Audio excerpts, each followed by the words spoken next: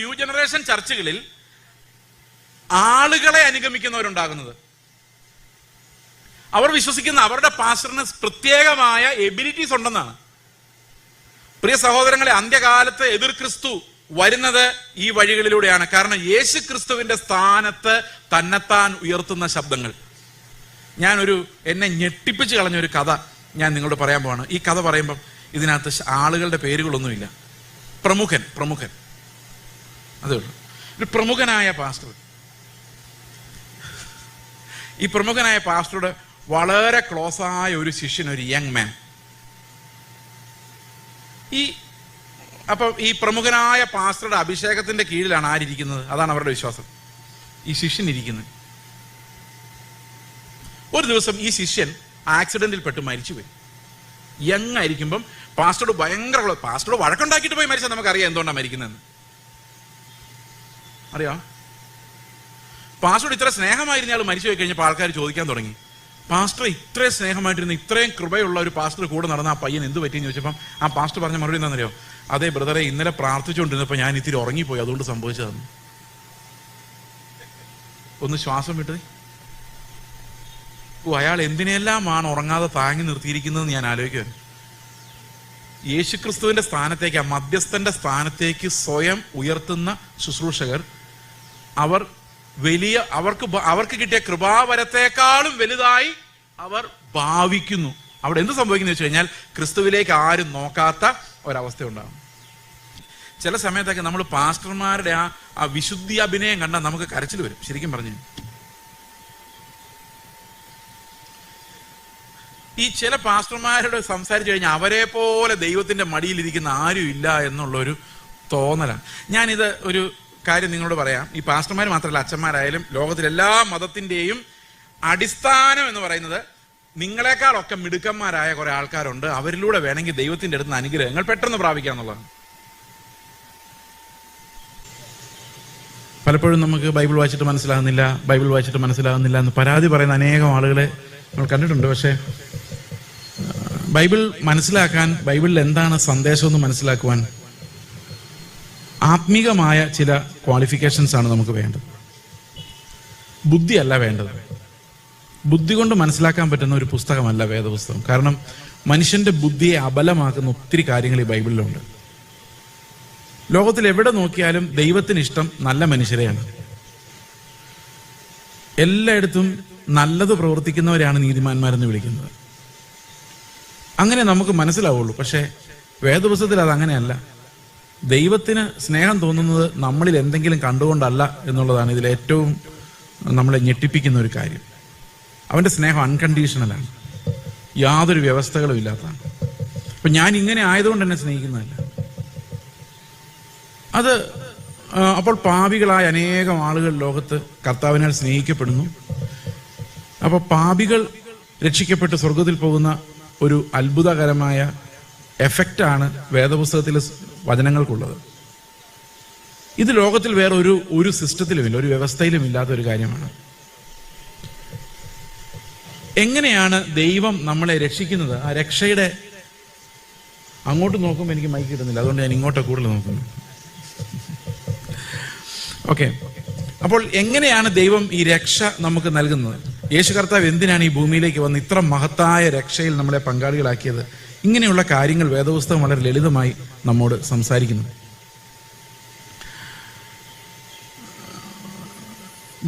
Bible നമ്മളെ പഠിപ്പിക്കുന്ന ഏറ്റവും പ്രധാനപ്പെട്ട ചില അടിസ്ഥാന സത്യങ്ങളിലൂടെ ആയിരിക്കും നമ്മൾ ഈ ഏതാനും മണിക്കൂറുകൾ കടന്നു പോകുന്നത്. അതിൽ പ്രധാനപ്പെട്ട കാര്യം, ഒന്നാമത് നമ്മൾ മനസ്സിലാക്കേണ്ട കാര്യം നമ്മുടെ പാപാവസ്ഥയെക്കുറിച്ചാണ്. പലപ്പോഴും നമ്മൾ ചിന്തിക്കുന്നത്, കർത്താവെ, ഞാൻ ഒത്തിരി പാപം ചെയ്തു പോയി, ഞാൻ ദേഷ്യപ്പെടുന്ന ആളാണ്, എനിക്ക് ലോകത്തിൽ പല കാര്യങ്ങളോട് ആഗ്രഹമുണ്ട്, നിന്റെ കൽപ്പനകളൊന്നും ഞാൻ അങ്ങനെ അനുസരിച്ചിട്ടില്ല, എൻ്റെ കയ്യിൽ ഒത്തിരി കുഴപ്പങ്ങളുണ്ട് എന്ന് ഒരുപക്ഷെ നിങ്ങൾ എല്ലാവരും സമ്മതിക്കുമായിരിക്കും. അത് ശരിക്കും നമ്മളെ തന്നെ അനലൈസ് ചെയ്ത് കഴിഞ്ഞാൽ നമ്മുടെ കുഴപ്പങ്ങളെല്ലാം മനസ്സിലാവും. നിങ്ങൾക്ക് മനസ്സിലാവുന്നില്ലെങ്കിലും മറ്റുള്ളവർക്കൊക്കെ മനസ്സിലാവുന്നുണ്ട്. പക്ഷെ നമ്മൾ തന്നെ ഒന്ന് നോക്കുവാണെങ്കിൽ നമുക്ക് തന്നെ അത് മനസ്സിലാക്കി എടുക്കാം. നമ്മുടെ കയ്യിൽ ഒത്തിരി പ്രശ്നങ്ങളുണ്ട്, തെറ്റുകളുണ്ട് എന്ന് മനസ്സിലാക്കാം. പക്ഷെ വേദപുസ്തകം നമ്മളോട് പറയുന്നത്, നമ്മൾ തെറ്റ് ചെയ്ത് പാപിയാകുന്നതല്ല, പാപി ആയതുകൊണ്ട് തെറ്റ് ചെയ്യുന്നതാണ്. നമ്മൾ പതുക്കെ ജനിച്ച് പാപം ചെയ്ത് ചെയ്ത് ചെയ്ത് പാപിയായി മാറിയതല്ല. ജനിച്ചപ്പോഴേ പാപിയായി ജനിച്ചത് കൊണ്ട് പാപം ചെയ്ത് ചെയ്ത് പോകുന്നതാണ്. നമുക്കത് ചെയ്യാതിരിക്കാൻ നിവൃത്തി ഉണ്ടായിരുന്നില്ല. കാരണം എന്താണ്?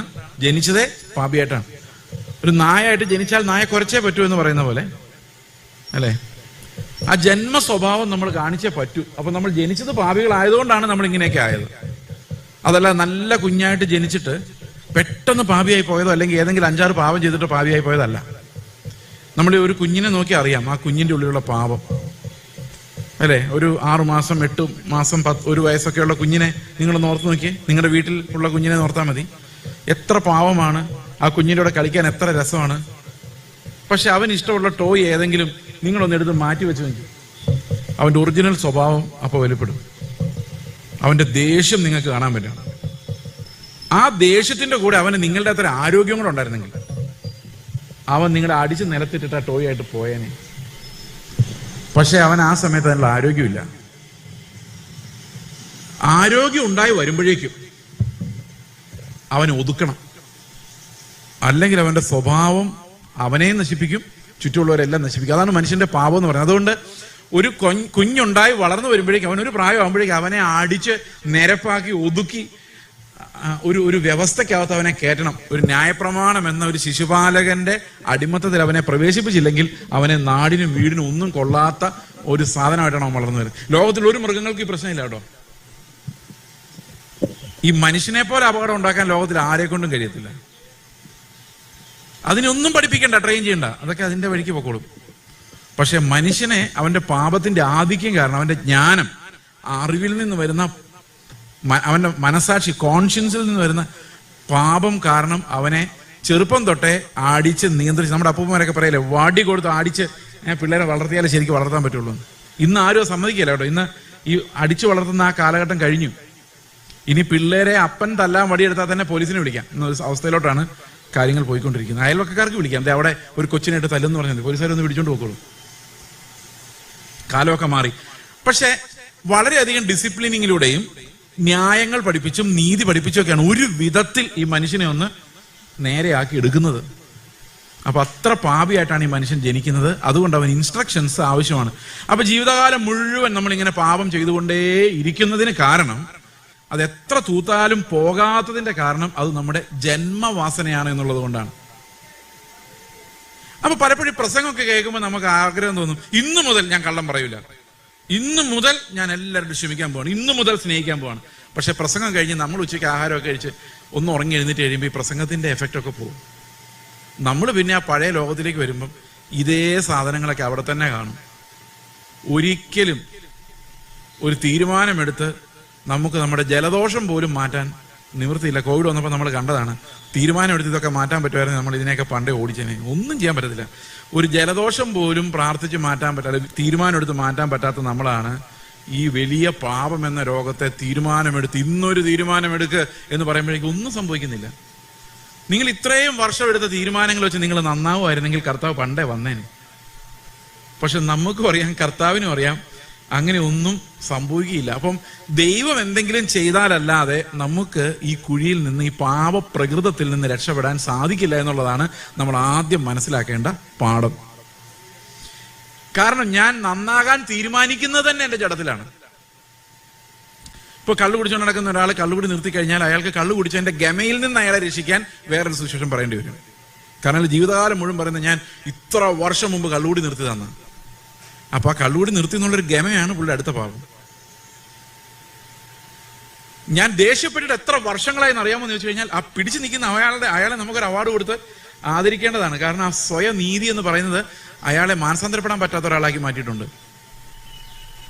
എന്തിനു പറയുന്നു? നമ്മൾ ചെയ്യുന്ന ഒരു നീതി പ്രവൃത്തി, നന്നാകാൻ ചെയ്യുന്ന ഓരോ നീതി പ്രവൃത്തിയും നമ്മൾ ഒട്ടും മാനസാന്തരപ്പെടാൻ പറ്റാത്തവരാക്കി മാറ്റുക ചെയ്യുന്നത്.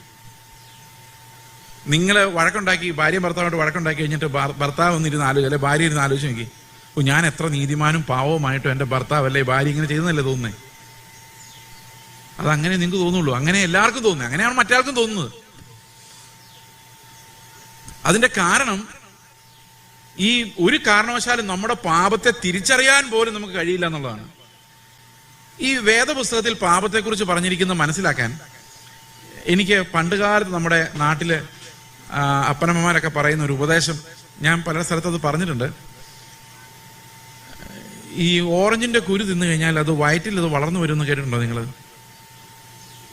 അതുകൊണ്ട് കുരു തുപ്പിക്കളയണമെന്ന് ചെറുപ്പത്തിലെ പിള്ളേരുടെ അപ്പനമ്മമാരൊക്കെ പറയില്ലേ, അല്ലേ? അതുപോലെ ഒരു പഴത്തിനകത്താണ് ഇതെല്ലാം തുടങ്ങിയത്.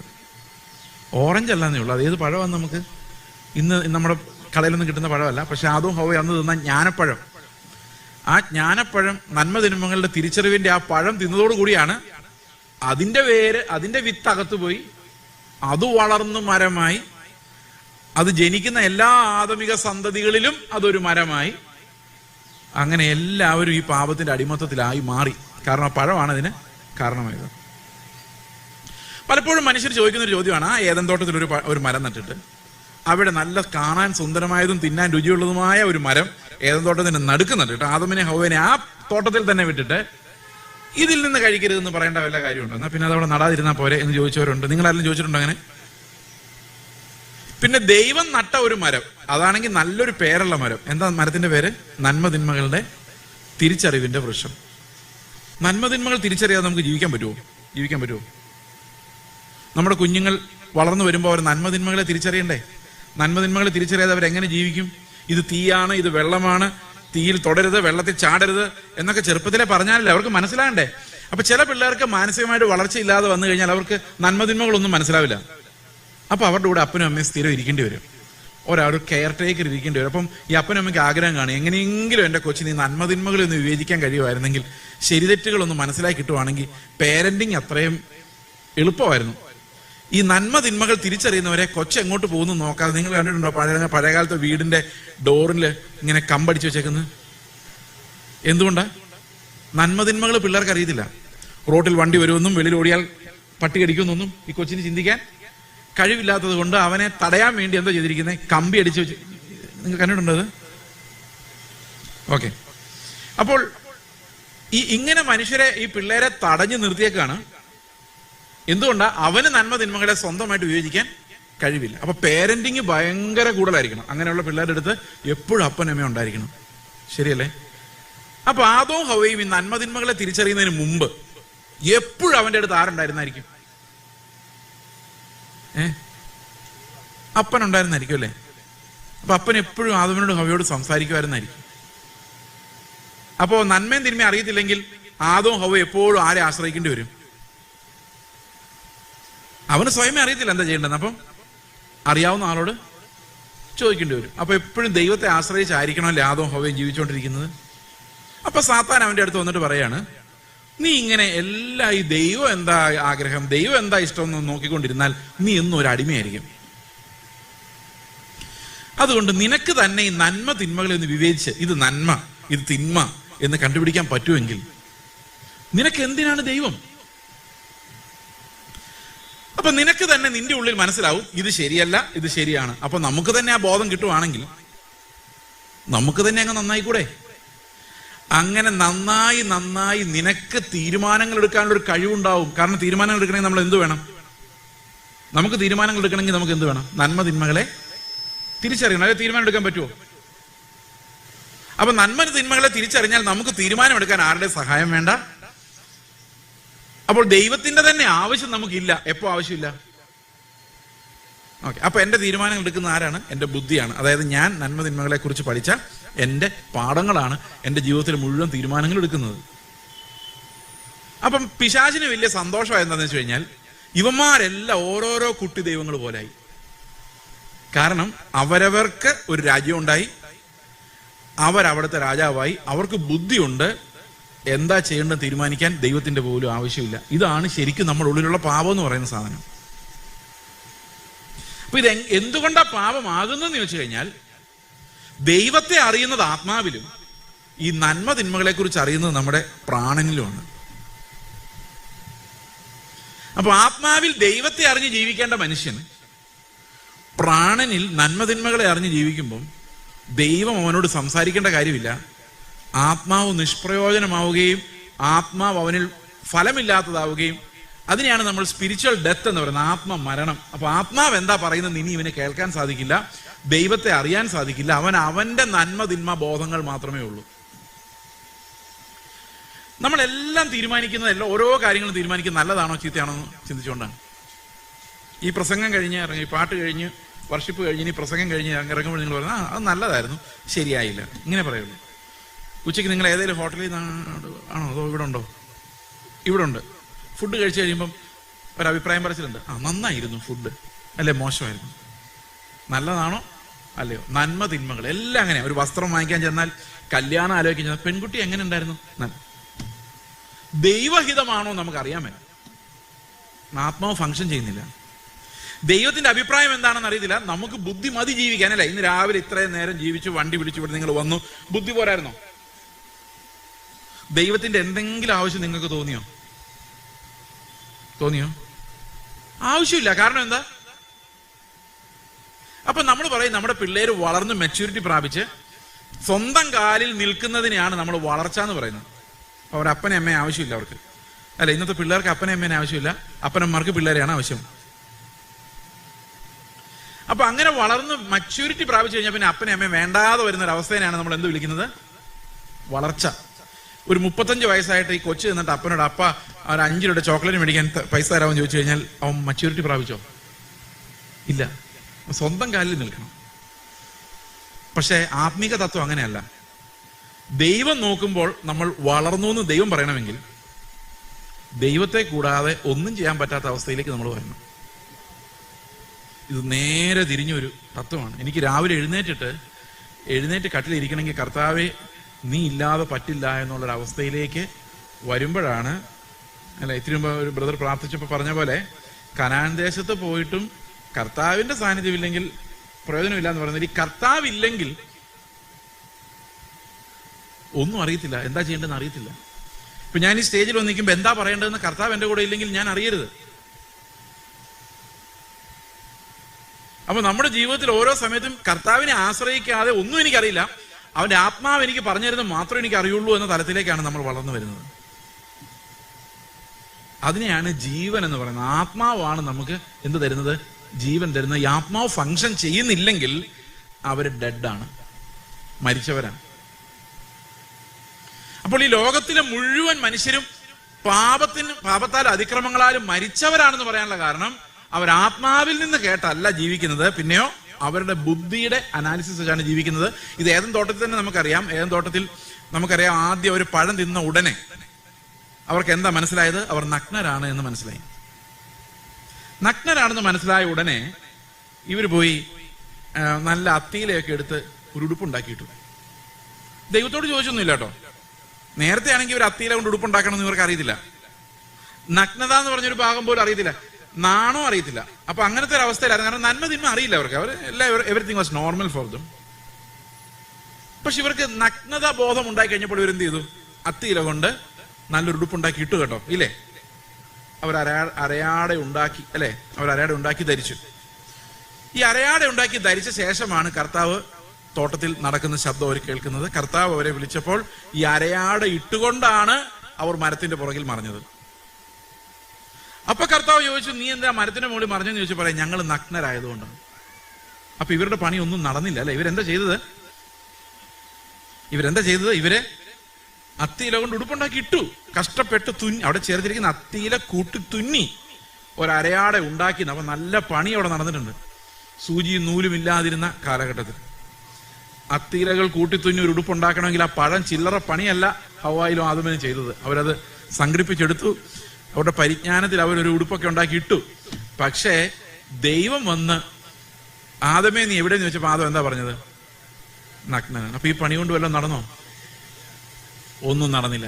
അവർ മരത്തിന്റെ പുറകിൽ മറിഞ്ഞു എന്ന് പറയാം. നിന്റെ ശബ്ദം കേട്ടപ്പോഴാണ് മനസ്സിലായത് നഗ്നരാണ്. ഇത് നമുക്കെല്ലാം വരാൻ പോകുന്നൊരു കാര്യമാണ്. നമ്മള് നമ്മുടെ ഒറിജിനൽ സ്വഭാവം ആരെയും കാണിക്കാതെ, ഓ പാസ്റ്ററേ പ്രൈസ് ദി ലോർഡ് എന്ന് പറയുമ്പോ അകത്ത് എന്താ ബേൺ ചെയ്യുന്നത് ആർക്കും അറിയത്തില്ല. ആഹാരം കഴിച്ചിട്ടേ പോവുള്ളൂ കേട്ടോ എന്ന് പറയുമ്പോൾ ഒന്ന് പോയി കഴിഞ്ഞായിരുന്നെങ്കിൽ വേറെ കറിയൊന്നും ഉണ്ടാക്കാതെ രക്ഷപ്പെട്ടേനെ എന്ന് മനസ്സിൽ പറഞ്ഞുകൊണ്ട്, അല്ലെ? നിങ്ങൾ അങ്ങനെയൊന്നും ചെയ്യലായിരിക്കും, പക്ഷെ ഇങ്ങനെയൊക്കെ ചെയ്യുന്നവരുണ്ട്. അപ്പൊ പുറത്തുള്ളത് മറച്ചു വെച്ച്, അല്ല അകത്തുള്ളത് ആരെയും കാണിക്കാതെ മറച്ചു വെച്ചിട്ട് നമ്മൾ ആത്മീകരായി അഭിനയിക്കും. ദീർഘമായിട്ട് പ്രാർത്ഥിക്കും.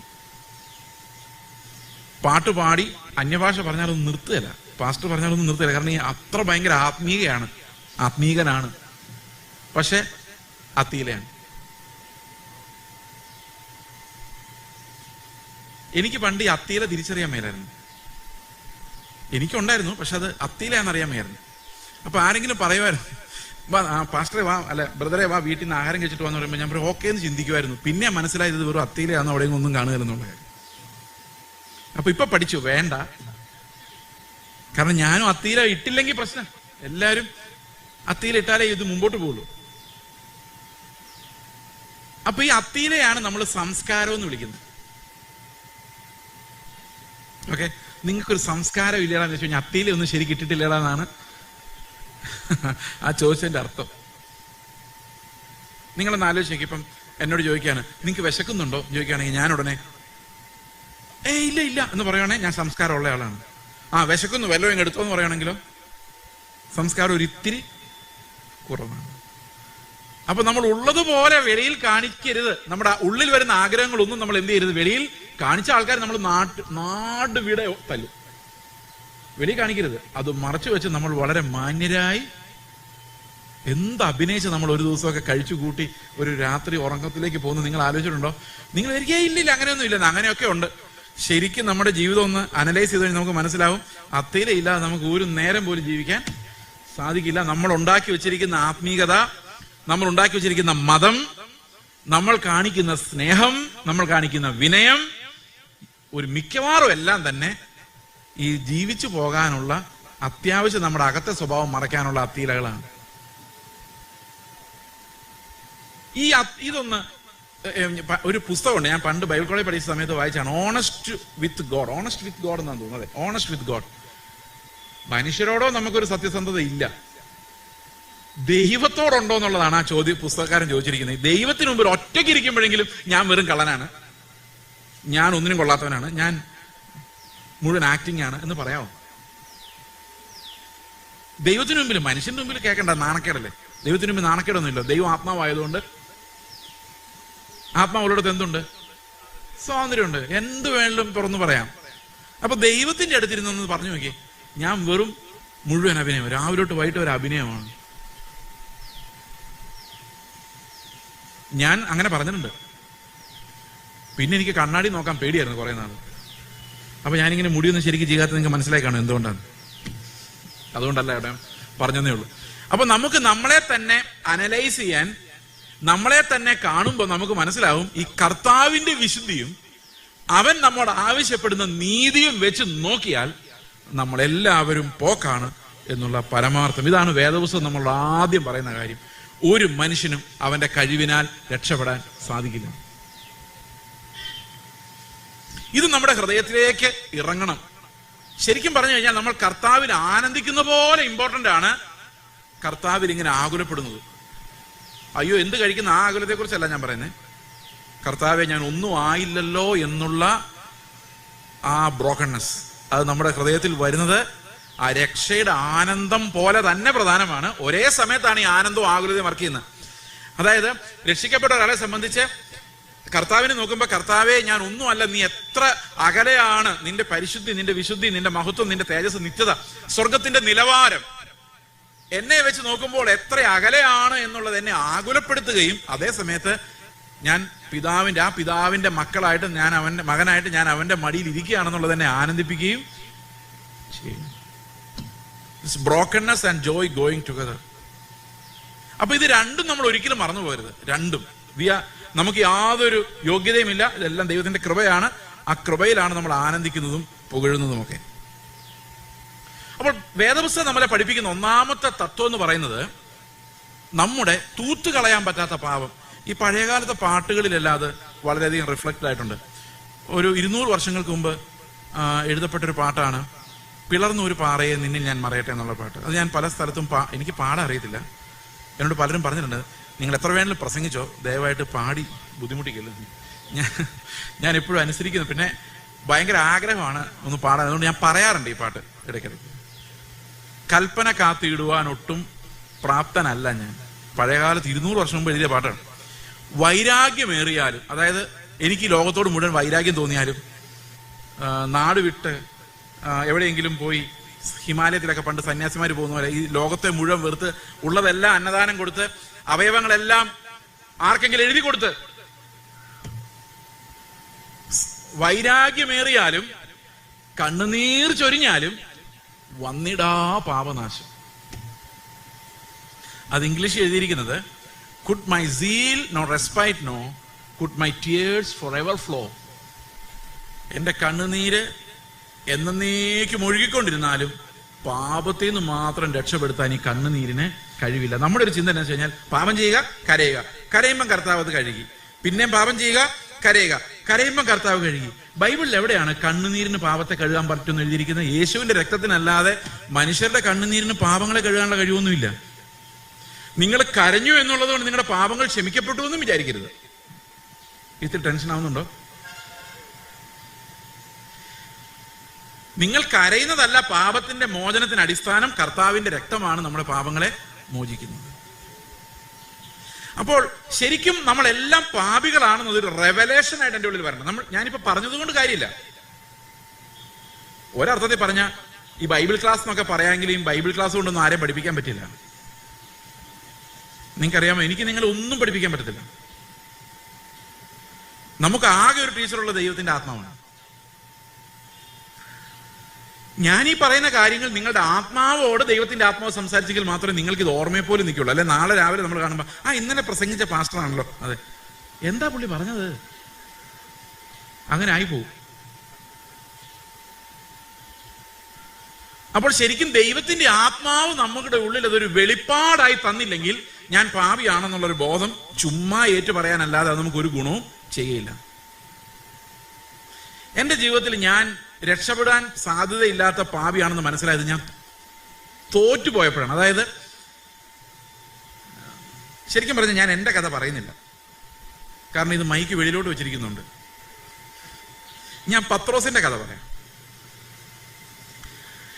പത്രോസിന്റെ കഥ മാത്രമല്ല, ശരിക്കും പറഞ്ഞു കഴിഞ്ഞാൽ ബൈബിളിൽ ഏത് വിശുദ്ധന്റെ കഥ എടുത്താലും അവരുടെ ഈ കർത്താവുമായുള്ള ബന്ധം ആരംഭിക്കുന്നത് അവര് പാപികളാണെന്നും രക്ഷപ്പെടാൻ സാധ്യതയില്ല എന്നുമുള്ള തിരിച്ചറിവിൽ നിന്നാണ്.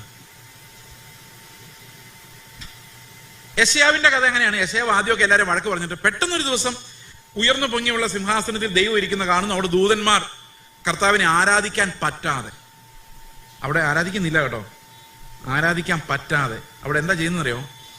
ഈ ദൂതന്മാർ രണ്ട് ചിറകുകൊണ്ട് പറന്ന്, രണ്ടുകൊണ്ട് പാദം മൂടി, രണ്ടുകൊണ്ട് മുഖം മൂടിയിട്ട് അവർ ദൈവത്തോടൊന്നും പറയുന്നില്ല, ദൈവത്തോടൊന്നും വാ തുറന്നൊന്നും മിണ്ടാൻ അവരെ കൊണ്ട് പറ്റുന്നില്ല. അവർ ഒരുവൻ വേറൊരുത്തിനോട് പറയുകയാണ്. അതാണ് അവരുടെ നിസ്സഹായത എന്ന് പറയുന്നത്. ഒരു ദൂതൻ വേറൊരു ദൂതനോട് പറയുകയാണ്, കണ്ണ് തുറക്കല്ലേ, കാല് നിലത്ത് കുത്തല്ലേ, കാല് കാണിക്കരുത്, ദൈവത്തെ കാണിക്കരുത്, അവൻ അത്ര പരിശുദ്ധനാണ്, പരിശുദ്ധനാണ്, പരിശുദ്ധനാണ്. ഇത് അങ്ങോട്ടും ഇങ്ങോട്ടും പറയുന്നത്. അതിന്റെ മുമ്പിലോട്ടാണ് ഈ യെശയ്യാവ് ചെന്ന് ചാടുന്നത്. യെശയ്യാവ് ചാടിയപ്പോൾ ഒരു ഊനവും ഇല്ലാത്ത ദൂതന്മാർ കിടന്ന് വെപ്രാളപ്പെടുന്നതാണ് യെശയ്യാവ് കാണുന്നത്. അവർക്ക് ആരാധിക്കാൻ പറ്റുന്നില്ല. കാരണം എന്താ? ഈ ദൈവത്തിന്റെ മഹത്വം കണ്ടപ്പോൾ ഇവർക്ക് വെപ്രാളം പിടിക്കുകയാണ്.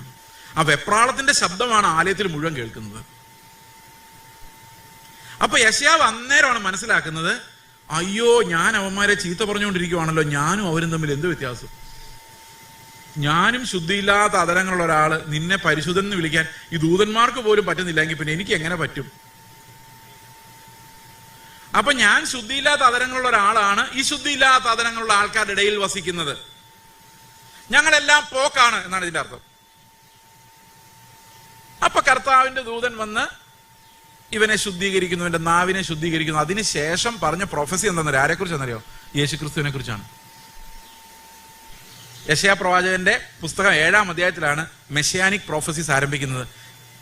7-ാം അധ്യായത്തിൽ പറയുന്ന കന്യക ഗർഭിണിയായ ഒരു മകനെ പ്രസവിക്കും. അതായത് എന്നെ, എന്റെ ഈ ജനത്തെയും ഈ അതിക്രമങ്ങളിൽ നിന്ന് വിടുവിക്കാൻ ഒരു പുത്രന്റെ ആവശ്യമുണ്ട് എന്ന് യെശയ്യാവിന് പ്രവചിക്കണമെങ്കിൽ ഈ പാപബോധം അവനുണ്ടാകണമായിരുന്നു, ആ വെളിപ്പാട് അവനുണ്ടാകണമായിരുന്നു. ദൈവവും മനുഷ്യനും തമ്മിലുള്ള അകലം എത്ര വലുതാണ്. നമ്മുടെ ഇവിടെ ആത്മീക ഗുരുക്കന്മാരെന്ന് ഓക്കെ, ഞാനൊരു എക്സാമ്പിൾ നിങ്ങളോട് പറയാം. എനിക്കൊരു പ്രാർത്ഥനാ വിഷയമുണ്ട്. ഞാൻ ചെന്ന് യേശുക്രിസ്തുവിനോട് ചെന്ന് പറയാണ്, കർത്താവേ, പിതാവിനോട് പറഞ്ഞിട്ട് ഈ കാര്യം ഒന്ന് സാധിച്ചു തരണം. അതല്ലേ യേശുക്രിസ്തുവിന്റെ നാമത്തിൽ നമ്മൾ പറയുന്നത്? രാവിലെ പറഞ്ഞു, ഉച്ചയ്ക്ക് പറഞ്ഞു, വൈകിട്ട് പറഞ്ഞു, ഒന്നും നടക്കുന്നില്ല. യേശുവിന്റെ നാമത്തിൽ തന്നെ വിടുതലെടുക്കുന്നു, ഇന്ന് തന്നെ, ഇപ്പൊ തന്നെ എന്നൊക്കെ പറഞ്ഞിട്ടൊന്നും ഒരു രക്ഷയില്ല. അപ്പൊ ഒരു സഹോദരൻ വന്ന് പറയാണ്, നിങ്ങൾ ആ പാസ്റ്റർ എടുത്ത് പോയി ഒന്ന് പ്രാർത്ഥിച്ചാൽ നടക്കും. കേട്ടിട്ടുണ്ടോ ഈ പരിപാടി? അപ്പൊ ഇവര് നേരെ പാസ്റ്റർ എടുത്ത് പോവാണ്. പാസ്റ്ററെ എനിക്ക് വേണ്ടി ഒന്ന് പ്രാർത്ഥിക്കണേ. അപ്പൊ പാസ്റ്റർ പ്രാർത്ഥിക്കാം. എവിടെയൊക്കെ ഈ ശബ്ദം കേട്ട പോലെ തോന്നുന്നുണ്ടല്ലേ? ശബ്ദമല്ല കേട്ടത്, ആ ടോണാണ് നിങ്ങൾ കേട്ടിട്ടുള്ളത്. ഇതെന്റെ കയ്യിലിരിക്കുന്ന കാര്യമാണ്, ഇതെത്ര ഈസിയാണ്, അതാണ് ആ ഭാവം. അപ്പൊ ഈ പാസ്റ്റർ പ്രാർത്ഥിക്കുന്നു, കാര്യം അപ്പൊ തന്നെ നടക്കുന്നു. അപ്പൊ കുറച്ചും കൂടെ എഫക്റ്റീവ് ആയിട്ടുള്ള മധ്യസ്ഥൻ യേശുക്രിസ്തു ആണോ ഈ പാസ്റ്ററാണോ? ഏത് മധ്യസ്ഥനാണ് കുറച്ചുകൂടെ എഫക്റ്റീവ്? നമ്മൾ ഈ കഷ്ടപ്പെട്ട് യേശുക്രിസ്തുവിന്റെ നാമത്തിൽ പ്രാർത്ഥിക്കുന്നതിന് പകരം ഈ പാസ്റ്ററിന് കൊടുക്കാവുന്ന പൈസയും കൊടുത്ത് പ്രാർത്ഥിപ്പിച്ചാൽ പുള്ളി കാര്യം സാധിച്ചു തരും. നമ്മൾ ഡയറക്റ്റ് ആയിട്ട് RT ഓഫീസിൽ പോവാതെ വഴിയിലുള്ള ഏജന്റിന് 500 രൂപ കൊടുത്ത് കാര്യം സാധിപ്പിക്കുന്ന പോലെ. അപ്പൊ എത്ര മധ്യസ്ഥന്മാരുണ്ട് ആകെ മൊത്തം ടോട്ടൽ? ആരാ നിങ്ങളുടെ ശരിക്കുള്ള മധ്യസ്ഥൻ? അപ്പോൾ ചില ആൾക്കാർ അസ്യൂം ചെയ്യാണ്, ഞാനും ദൈവവും തമ്മിൽ നിങ്ങളെക്കാളൊക്കെ കൂടുതൽ അടുപ്പമുണ്ട്, അതുകൊണ്ട് ഞാൻ പ്രാർത്ഥിച്ചാൽ ദൈവം കൂടുതൽ കേൾക്കുമെന്ന് വിചാരിക്കരുത്. ദൈവത്തിന് മുമ്പിൽ ക്രിസ്തുവിലൂടെ സമീപിക്കുന്ന എല്ലാവരും ഒരുപോലെയാണ്. എല്ലാം പാപികളാണ്. കരുണ ലഭിച്ചെന്ന് മാത്രമേ ഉള്ളൂ. പിന്നെ വ്യത്യാസമുള്ളത് കൃപാവരങ്ങളിലാണ്. എനിക്കൊരു ഉപദേഷ്ടാവിന്റെ കൃപാവരം ഉള്ളതുകൊണ്ടാണ് ഞാൻ നിങ്ങളോട് സംസാരിക്കുന്നത്, നിങ്ങളെക്കാൾ വിശുദ്ധനായതുകൊണ്ടല്ല. ഒരു ഇടയന്റെ ശുശ്രൂഷയുടെ വരമുള്ളവരാണ് ആ ശുശ്രൂഷ ചെയ്യുന്നത്. ഓരോ ശുശ്രൂഷകളും ഒരു മനുഷ്യന്റെ നന്മയല്ല, ദൈവത്തിന്റെ ദാനമാണ്. അതുകൊണ്ടാണ് റോമാലേഖനം 12 പറയുന്നത്, ആരും ഭാവിക്കേണ്ടതിന് മീതെ ഭാവിക്കരുത്. പുൽപ്പിറ്റിൽ നിൽക്കുന്നവൻ മനസ്സുകൊണ്ട് മുട്ടുകുത്തി നിലവിളിച്ചുകൊണ്ട് വേണം സംസാരിക്കാൻ, കാരണം അവനും ഒന്നുമല്ല.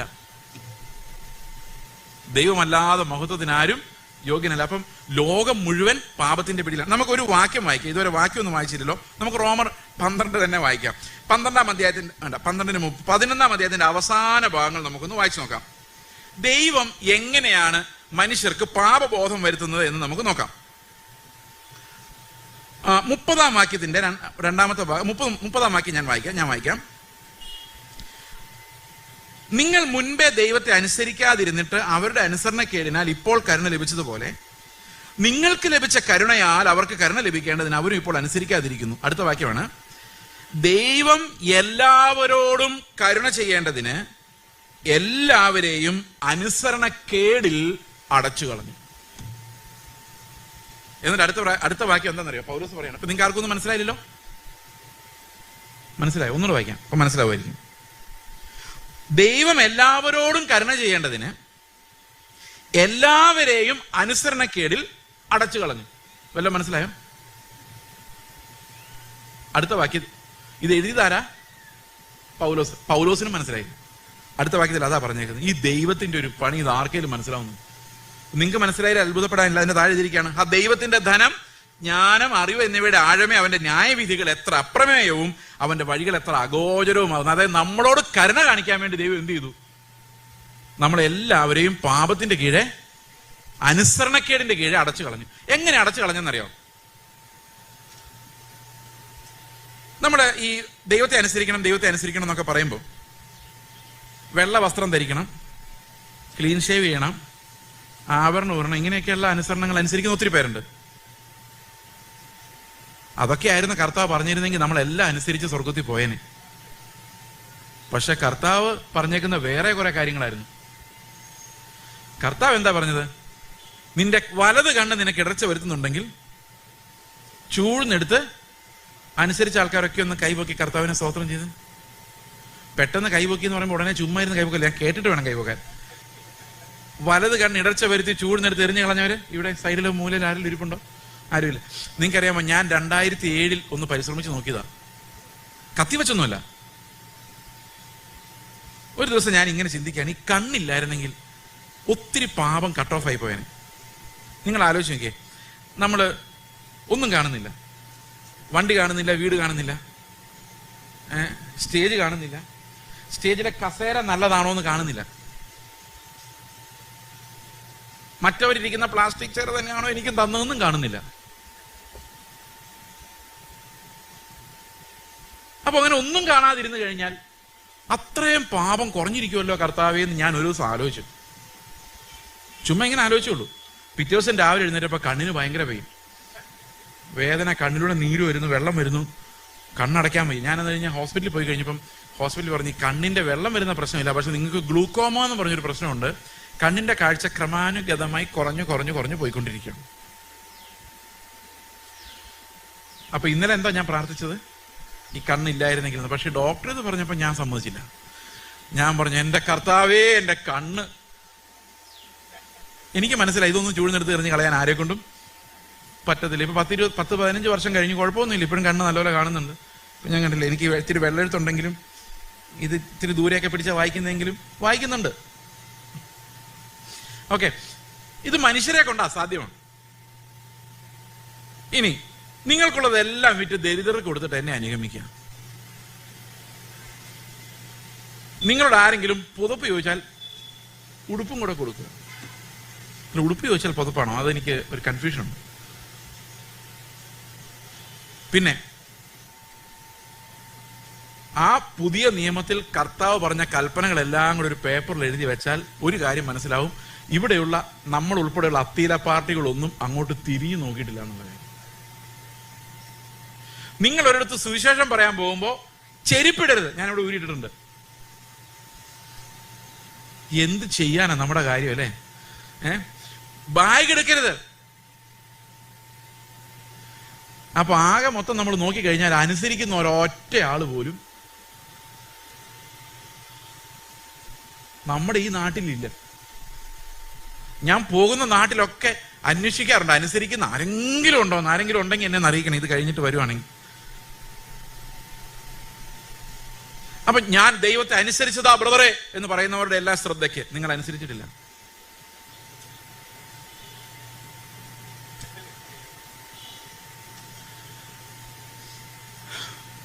ആശുപത്രി പോകരുത് രോഗം വന്നാൽ എന്ന് പറയുന്ന ആൾക്കാരുണ്ട്. നല്ല കാര്യം, അത് വിശുദ്ധിയാണെന്ന് പറയുമ്പോഴാണ് പ്രശ്നം. അത് ബൈബിളിലില്ല. പക്ഷെ സ്വത്ത് വിറ്റ് ദരിദ്രർക്ക് കൊടുക്കാൻ ബൈബിളിലുണ്ട്. അതെന്താ ഇതാരും പറയാത്ത? എന്താ? ഏതെങ്കിലും ചർച്ച നിങ്ങൾ കേട്ടിട്ടുണ്ടോ? നിങ്ങളുടെ സ്വത്ത് വിറ്റ് ദരിദ്രർക്ക് കൊടുത്തില്ലെങ്കിൽ ഇന്നിവിടെ കർത്തൃമേശ ഇല്ല. കേട്ടിട്ടുണ്ടോ? അതെന്താ അങ്ങനെ കേൾക്കാത്ത?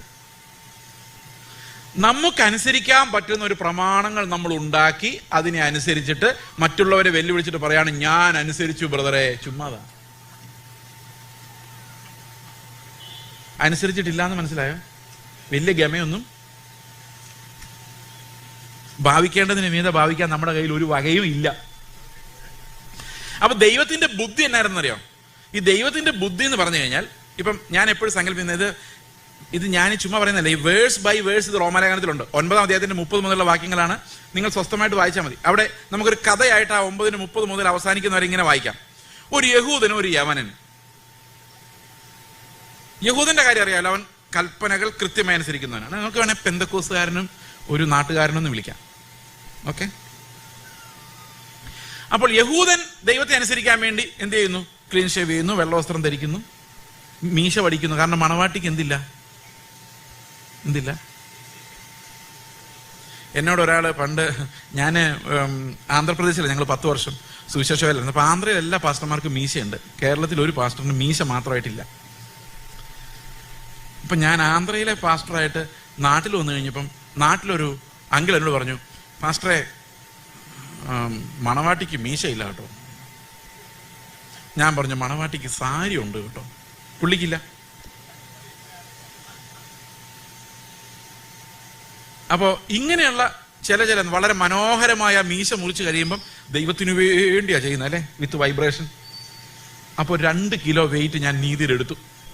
അപ്പൊ ഞാൻ വിചാരിക്കുകയാണ്, ഞാൻ കർത്താവിന് വേണ്ടി സൗമ്യത ധരിച്ചിരിക്കുക. മീശ എടുക്കുന്നവരുടെ വിചാരം അവർ സൗമ്യത ധരിച്ചു എന്ന്. ഇതൊക്കെ എവിടെ നിന്ന് കിട്ടിയാന്നറിയാൻ മേല. അതുപോലെ വെള്ള വസ്ത്രമാകട്ടെ, നമ്മുടെ ആചാരങ്ങളാകട്ടെ, ഇതെല്ലാം ചെയ്ത് കഴിയുമ്പോൾ നമുക്കൊരു 25 കിലോ വെയിറ്റ് എടുത്തുകൊണ്ട് നിൽക്കുക. നീതിയുടെ വെയിറ്റ് ആണ്. അപ്പൊ അപ്പുറത്ത് നിൽക്കുന്ന നാട്ടുകാരനെ ഞാൻ നോക്കുമ്പം അവൻ ഒരു പണിയും ചെയ്തിട്ടില്ല. അവൻ മീശ പിരിച്ചോണ്ട് നടക്കുന്നു. കളറുള്ള വസ്ത്രം ധരിക്കുന്നു. അപ്പൊ ഇവനെയൊക്കെ ദൈവം വെറുതെ വിടുമെന്ന് എൻ്റെ ഉള്ളിലുണ്ട്. അതാണ് എൻ്റെ ആകെയുള്ള ആശ്വാസം. അവന്മാരൊന്നും എന്നെ പോലെ നന്നായിട്ടില്ല എന്നുള്ളതാണ് എൻ്റെ ആകെയുള്ള ആശ്വാസം. അങ്ങനെ ഇരിക്കുമ്പോഴാണ് കർത്താവ് വരുന്നത്. കർത്താവ് വന്നിട്ട്, അപ്പൊ കർത്താവ് വരുമ്പോൾ സ്വാഭാവികമായിട്ട് ആരുടെ അടുത്തോട്ടാണ് പോകേണ്ടത്? ഈ 25 കിലോ വെയിറ്റ് എടുത്തുകൊണ്ട് നിൽക്കുന്ന ആളുടെ അടുത്തോട്ടല്ലേ വരേണ്ടത്. പക്ഷെ കർത്താവ് നേരെ ഒരു വെയിറ്റും ചുമക്കാത്ത ആൾക്കാരുടെ അടുത്തോട്ട്. സഹിക്കാൻ പറ്റുമോ? നിങ്ങൾ ആലോചിച്ച് നോക്കിയേ, ഇത്രയും കർത്താവിന് വേണ്ടി. വൈബ്രേഷൻ ശരിയായോ? ഇല്ലെന്ന് തോന്നല്ലേ? ഇത്രയും കർത്താവിന് വേണ്ടി അധ്വാനിച്ച ആൾക്കാരെയൊക്കെ വിട്ടിട്ട്, ആ വെയിറ്റ് എടുത്ത ആൾക്കാരെയൊക്കെ വിട്ടിട്ട് കർത്താവ് ദേ വഴിയിൽ പോയി റോഡിലൂടെ നടക്കുന്ന ആൾക്കാരുടെ അടുത്തോട്ട് പോയി അവരുടെ ആഹാരം കഴിച്ച് നടക്കുന്നു. അപ്പൊ ഇതെന്താ കർത്താവ് ഇങ്ങനെ പെരുമാറും? ഞാൻ ആലോചിച്ചിട്ടുണ്ട്, നമ്മുടെ നാട്ടിൽ കർത്താവ് വന്നാൽ നമ്മുടെ ചർച്ചിൽ വല്ലതും വരുമായിരിക്കുമോ? എനിക്ക് തോന്നുന്നില്ല. കർത്താവ് ഏതെങ്കിലും തെരുവില് വേശ്യകളും ചുങ്കക്കാരും പാപികളും അവരുടെ കൂടെ ആഹാരം കഴിച്ച് റോഡിലൂടെ കണ്ടേനെ. നിങ്ങൾ വിചാരിക്കാൻ ഒരു പ്രത്യേക യൂണിഫോം ഒക്കെ ഇട്ടുണ്ട്, ഒരു പ്രത്യേക ആത്മീക ഭാഷയൊക്കെ സംസാരിച്ച് ഇടയായി തീർന്നു എന്നൊക്കെ പറഞ്ഞുകൊണ്ട് കർത്താവ് ഫ്രണ്ടിൽ വന്നിക്കുമെന്ന് എനിക്ക് തോന്നുന്നില്ല. He will be one among the public. അതായത് നാട്ടുകാരിൽ ഒരാളെ പോലെ ആയിരിക്കും. കണ്ടാൽ തിരിച്ചറിയാൻ പറ്റത്തില്ലായിരുന്നു യേശുവിനെ കണ്ടാൽ തിരിച്ചറിയാൻ പറ്റാത്തതുകൊണ്ടാണ് യൂദായുടെ കയ്യിൽ അവർ 30 വെള്ളിക്കാശ് കൊടുക്കേണ്ടി വന്നത്. അപ്പോൾ നിങ്ങൾ ഒരുപക്ഷെ ചിന്തിക്കായിരിക്കും, ഇവരെല്ലാം യേശുവിനെ പബ്ലിക്കായിട്ട് കണ്ട അത്ര അടയാളങ്ങൾ ചെയ്ത ഒരാളെ ഇവര് തിരിച്ചറിയാൻ വേണ്ടി എന്തിനാണ് യൂദായെ വിട്ടതെന്ന് ചിന്തിച്ചിട്ടുണ്ടോ? അതിനിടയിൽ ഒരു വലിയ സംഭവം നടന്നായിരുന്നു. ഈ കർത്താവിനെ ഈ ജനങ്ങൾ മുഴുവൻ എതിരേറ്റ് ഹോശാന പാടി കൊണ്ട് നടന്നപ്പം ഈ യഹൂദ മതപ്രമാണിമാർക്കൊരു സംശയം, ഈ ജനങ്ങൾ നമ്മുടെ കൂടെയാണോ അതോ കർത്താവിന്റെ കൂടെയാണോ എന്നൊരു സംശയം ഉണ്ടായിരുന്നു. അതുകൊണ്ട് ഈ മനുഷ്യനെ പിടിക്കാൻ പോയാൽ നാട്ടുകാർ നമ്മളെ കൈകാര്യം ചെയ്യുമെന്ന് പേടിയുണ്ടായിരുന്നു. എന്നാൽ പിടിക്കുകയും വേണം. അപ്പൊ ഇവര് പടയാളികളെ കൊണ്ടാണ് പിടിപ്പിക്കുന്നത്. ആരാ? ഈ റോമൻ പടയാളികളാണ് പിടിക്കാൻ വരുന്നത്. അപ്പൊ അവർക്ക് യേശുവിനൊന്നും അറിയത്തില്ല. എന്നാൽ നിങ്ങൾ കൂടെ കാണിച്ചു തരാൻ പറഞ്ഞു. ഇവന്മാർക്ക് പേടിയാണ് തന്നെ. അപ്പൊ പിന്നെ ഇവര് എന്താ ചെയ്യുന്നത്? അവരുടെ തന്നെ ഒരു ശിഷ്യനെ വിളിച്ച് പറഞ്ഞു കൊടുക്കുകയാണ്, ഇവരെ കാണിച്ചു കൊടുക്കാൻ വേണ്ടി. ഇവൻ വന്ന് ഈ പട്ടാളക്കാരോട് പറയാണ്, അവരെ എല്ലാം കണ്ട ഒരുപോലെ ഇരിക്കും, ഞാൻ പോയി ഉമ്മ കൊടുക്കുന്ന ആരാണോ അവനാണ് കർത്താവ്. മാറിപ്പോയി പത്രോസിനെ വല്ലതും പിടിച്ചുകൊണ്ട് പോയാൽ യെരുശലേം മുഴുവൻ കേൾക്കുന്ന ബഹളമായിരിക്കും. അതുകൊണ്ട് തെറ്റിപ്പോകരുത്, പിടിച്ച് കുളമാകരുത്. അതുകൊണ്ട് ഞാൻ ഉമ്മ കൊടുക്കുന്ന ആളാണ്. അപ്പോൾ അത്രയും അവരെ തമ്മിൽ വേർതിരിക്കാൻ ഒന്നും ഉണ്ടായിരുന്നില്ല. He was one among A common man, least of men. അത് മനുഷ്യരിൽ ഏറ്റവും താണവനായിട്ട് കർത്താവ് ജീവിച്ചതും അല്ലെ. അവൻ എല്ലാ സാഹചര്യങ്ങളും ഒരുപോലെ ആയിരുന്നു. കഷ്ടത ഒരുപോലെ ആയിരുന്നു, സമൃദ്ധി ഒരുപോലെ ആയിരുന്നു. ശീമോന്റെ വീട്ടിൽ പോയി കഴിക്കും, റോഡിലിരുന്നും എന്തും. കാരണം he was adapted to all circumstances. അപ്പോൾ ഈ പാപികള് നമ്മൾ ഈ യഹൂദന്മാരെല്ലാം കൂടെ ന്യായം വിധിച്ച്, നീ 1 കിലോയെങ്കിലും എടുക്കടാ, ഒരു 1/2 കിലോയെങ്കിലും നീ എടുക്കുക. കേട്ടിട്ടില്ലേ വിശുദ്ധിയുടെ പ്രസംഗങ്ങൾ? ഒരു വിശുദ്ധിയുടെ സ്റ്റാൻഡേർഡ് പ്രസംഗം ഞാൻ നിങ്ങളോട് പറയാം. ഇതിനകത്ത് പ്രശ്നമുണ്ടോ നിങ്ങൾ പറയണേ. നിങ്ങൾ വിശുദ്ധ ജീവിതം നയിച്ചില്ലെങ്കിൽ നിങ്ങൾ എല്ലാവരും നരകത്തിൽ പോകും. എങ്ങനെയുണ്ട്? കറക്റ്റ് ആണെന്നുള്ളവര് ആരില്ലേ? നിങ്ങൾ എന്നോട് തിരിച്ചു ചോദിച്ചേ, പാസ്റ്റർ വിശുദ്ധ ജീവിതമാണോ നയിക്കുന്നതെന്ന്? അപ്പൊ ഞാൻ എന്തായിരിക്കും മറുപടി പറയുന്നത്? ആണ്. അപ്പൊ ഇനി സ്വർഗത്തിൽ പോകാൻ നിങ്ങൾക്ക് ആരെ പോലെ ആയാൽ മതി? ആരെ പോലെ ആയാൽ മതി? കർത്താവിനെ പോലെ ആവണോ? വേണ്ട. അപ്പൊ കർത്താവ് പറഞ്ഞ നീതി, അനുസരണം എല്ലാം വിട്ടു. ഇനി ആരെ നോക്കിയാൽ മതി? പ്രശ്നമായില്ലേ? ഒരാൾ നിങ്ങളോട് പറയാണ് ഞാൻ പോകും സ്വർഗത്തിൽ, നിങ്ങൾ പോകില്ല എന്ന് പറഞ്ഞു കഴിഞ്ഞാൽ പ്രശ്നം. നിങ്ങൾ ആരാണ് ആ പുതിയ ക്രിസ്തു? ഈ പുള്ളിയാണ് ആ പുതിയ ക്രിസ്തു. കാരണം ഇനി ഇയാളെ പോലായ നിങ്ങൾക്ക് എവിടെ പോവാം? സ്വർഗത്തിൽ പോവാം. കണ്ടോ എങ്ങനെ എതിർ ക്രിസ്തു വന്നതെന്ന്? അപ്പോൾ ദൈവം എന്താ ചെയ്തിരിക്കുന്നത് വെച്ച് കഴിഞ്ഞാൽ നമ്മളെ എല്ലാവരെയും എന്ത് ചെയ്തു? രക്ഷപ്പെടുത്താൻ വേറെ വഴിയില്ലായിരുന്നു. നമ്മൾ എന്തെങ്കിലും ചെയ്ത് സ്വയനീതിക്കാരായി മാനസാന്തരപ്പെടാൻ പോലും പറ്റാത്തവരായി നശിച്ചു പോകാതിരിക്കാൻ വേണ്ടി കർത്താവ് എന്ത് ചെയ്തു? എപ്പം നോക്കിയാലും പാപിയാണെന്ന് മനസ്സിലാകുന്ന രീതിയിൽ നമ്മുടെ അനുസരണക്കേടിൽ ബന്ധിച്ചു ആദ്യം തന്നെ. അപ്പൊ അനുസരിച്ചവൻ എന്നുള്ള അഹങ്കാരമാണ് കർത്താവ് ആദ്യം എടുത്തു കളയുന്നത്. അഹങ്കാരം പോയി തുടങ്ങിയിട്ടുണ്ടോ? ഉണ്ടെങ്കിൽ നിങ്ങൾ രക്ഷപ്പെട്ടു. അപ്പൊ ഞാൻ അനുസരിക്കുന്നവൻ എന്നുള്ള അഹങ്കാരം എനിക്ക് പോയി കഴിഞ്ഞാൽ പിന്നെ ഞാൻ ആരെ വിധിക്കാൻ പോകുന്നില്ല. കാരണം എന്നെക്കാളും ഭേദമായിരിക്കും ആ ആള്.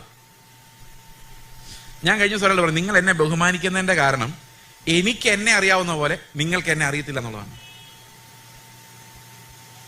ഒന്നും കൂടെ ആലോചിച്ചോ, കേട്ടോ, മനസ്സിലായ? നിങ്ങൾ എന്നെ ബഹുമാനിക്കാനുള്ള കാരണം എനിക്ക് എന്നെ എന്തുമാത്രം അറിയാമോ അത്രയും നിങ്ങൾക്ക് എന്നെ അറിയത്തില്ല. അത് അറിഞ്ഞു കഴിഞ്ഞാൽ നിങ്ങളുടെ ബഹുമാനം, അപ്പൊ നിങ്ങൾ വിചാരിക്കും ഇയാൾ എന്തോ ഒപ്പിച്ചിട്ടുണ്ടോ. അങ്ങനെയല്ല, ഏതും മനുഷ്യനും അങ്ങനെ തന്നെയാണ്. ഓക്കെ, ഞാനൊരു എക്സാമ്പിൾ പറയാം. പത്രോസ് രാത്രി മുഴുവൻ മീൻ പിടിച്ച കഥ നമുക്കറിയാലേ. രാത്രി മുഴുവൻ മീൻ പിടിച്ചു എന്ന് പറഞ്ഞു കഴിഞ്ഞാൽ അത് വലിയൊരു സംഭവമാണ്. കാരണം ഇപ്പൊ ഞാനൊരു മീൻപിടുത്തക്കാരനായിരുന്നെങ്കിൽ രാത്രി 10 മണി വരെ മീൻ പിടിച്ച് ഉറക്കം വരും അല്ലേ. 11 മണി 12 മണി പോയി കിടന്ന് ഉറങ്ങൂല്ലേ. ഈ മനുഷ്യൻ രാവിലെ 2 മണിക്കും 3 മണിക്കും അവിടെ മീനുണ്ടോന്ന് പിന്നെയും തപ്പണമെങ്കിൽ അത്ര വലിയൊരു സാമ്പത്തിക ക്രൈസിസിലൂടെ ആയിരിക്കുമല്ലേ പത്രോസ് പോകുന്നത്. ആഹാരം ഇല്ലാത്തൊരവസ്ഥയിലൂടെ ദാരിദ്ര്യത്തിന്റെ നടുവിലൂടെ ആയിരിക്കും പോകുന്നത്. അല്ലെങ്കിൽ 4 മണിയാകുമ്പോഴെങ്കിലും പോയി കിടന്ന് ഉറങ്ങിയാൻ. അവിടെ ഒന്നുമില്ലെന്ന് അറിയാം. അവനൊരു മുക്കുവനാണ്. ആ കടലിൽ ഒരു 3-4 പ്രാവശ്യം സെർച്ച് ചെയ്തപ്പോഴേ മനസ്സിലാക്കാണ് ഇവിടെ ഒന്നും ഒന്നുമില്ലെന്ന്. പക്ഷെ പിന്നെയും കിട്ടുമോ എന്ന് രാവിലെ വരെ അവൻ വല വീശിക്കൊണ്ടിരുന്നു എന്ന് പറഞ്ഞു കഴിഞ്ഞാൽ അത്ര ഡെസ്പറേറ്റ് ആയിരുന്നു. അപ്പൊ ഭയങ്കര നീഡി ആയിരുന്നു ആര്? പത്രോസ്. നമ്മളെല്ലാ കർത്താവിന്റെ അടുത്തേക്ക് വരുമ്പോൾ ഭയങ്കര നീഡൊക്കെ കാണും. ചിലപ്പോൾ ദാരിദ്ര്യമായിരിക്കും, ചിലപ്പോൾ രോഗമായിരിക്കും, ചിലപ്പോൾ പ്രയാസങ്ങളൊക്കെ കാണുമായിരിക്കും. ഡെസ്പറേറ്റ് ആയിരിക്കും. എങ്ങനെയെങ്കിലും ഒരു സൗഖ്യം മതി കർത്താവ്, എങ്ങനെയെങ്കിലും കുറച്ച് പൈസ കിട്ടിയാൽ മതി എന്നൊക്കെ പറഞ്ഞായിരിക്കും കർത്താവിന്റെ അടുത്ത് വരുന്നത്. കർത്താവ് അറിയാം. കർത്താവ് പടകിൽ കയറി കഴിഞ്ഞപ്പോൾ എന്ത് സംഭവിച്ചു? പടക് നിറച്ച് മീൻ ലഭിച്ചു. അപ്പൊ ദാരിദ്ര്യം മാറിയില്ലേ? മാറിയോ? മാറിയില്ല. ദാരിദ്ര്യം മാറിയില്ല.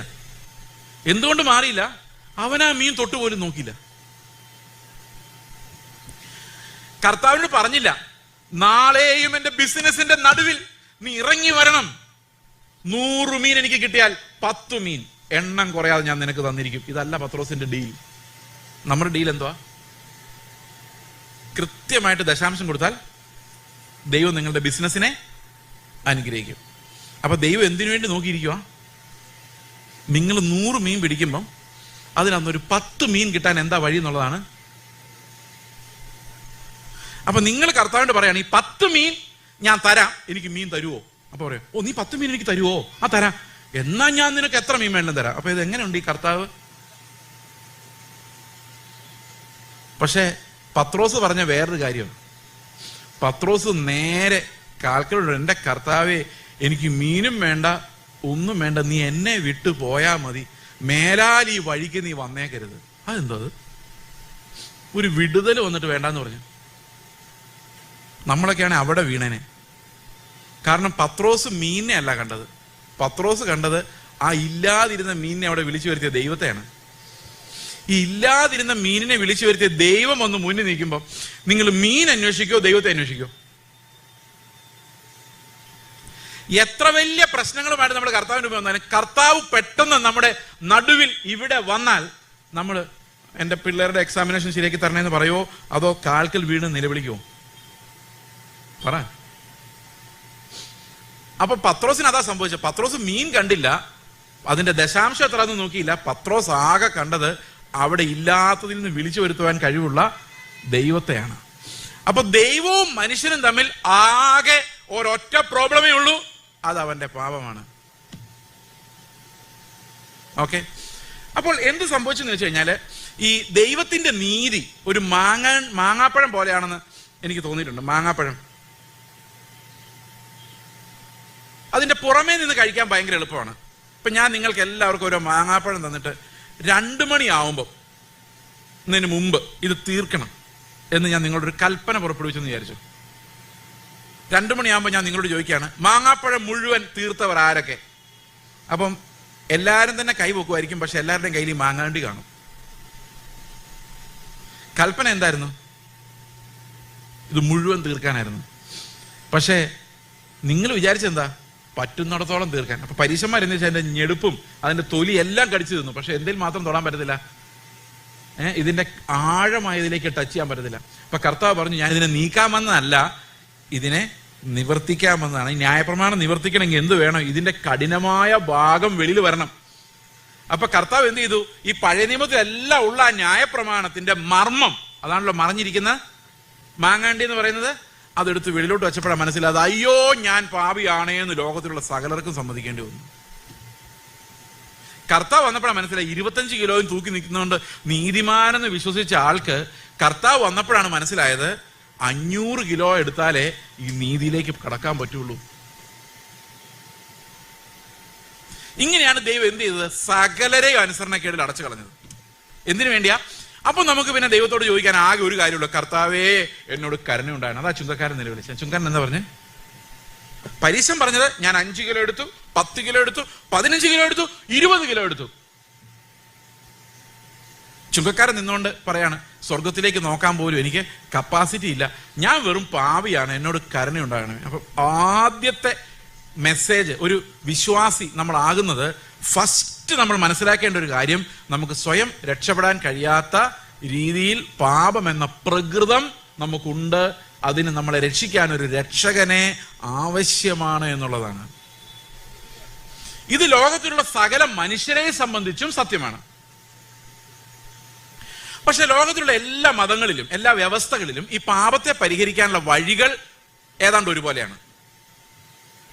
അതെങ്ങനെയാന്ന് വെച്ച് കഴിഞ്ഞാൽ, പാപം ചെയ്യുമ്പോൾ അത് ക്ലീൻ ആക്കുക. ഉദാഹരണത്തിന് പശുവിന്, നിങ്ങൾ വീട്ടിൽ പശുവിനെ വളർത്തുന്നുണ്ടെങ്കിൽ പശുവിന് വയറിനസുഖം ഉണ്ടായി കഴിഞ്ഞാൽ ഇത് സംഭവിക്കും. എപ്പോഴും ചാണകം നൽകിക്കൊണ്ടേയിരിക്കും അല്ലേ? ഇപ്പോൾ ഓരോ പ്രാവശ്യം ചാണകം ഇടുമ്പോഴും പോയി തൊഴുത്ത് ക്ലീൻ ചെയ്യും, പിന്നെ ഇത് തന്നെ ആവർത്തിക്കും അല്ലേ? ഈ ചാണകം ഇടുന്ന് നിർത്തണമെങ്കിൽ എന്ത് ചെയ്യണം? ഈ രോഗം മാറണം. നമ്മൾ എന്താ ചെയ്യുന്നത്? പാപം ചെയ്തു, കഴുകി, കരഞ്ഞു, പിന്നെയും പാപം ചെയ്തു, കഴുകി, കരഞ്ഞു.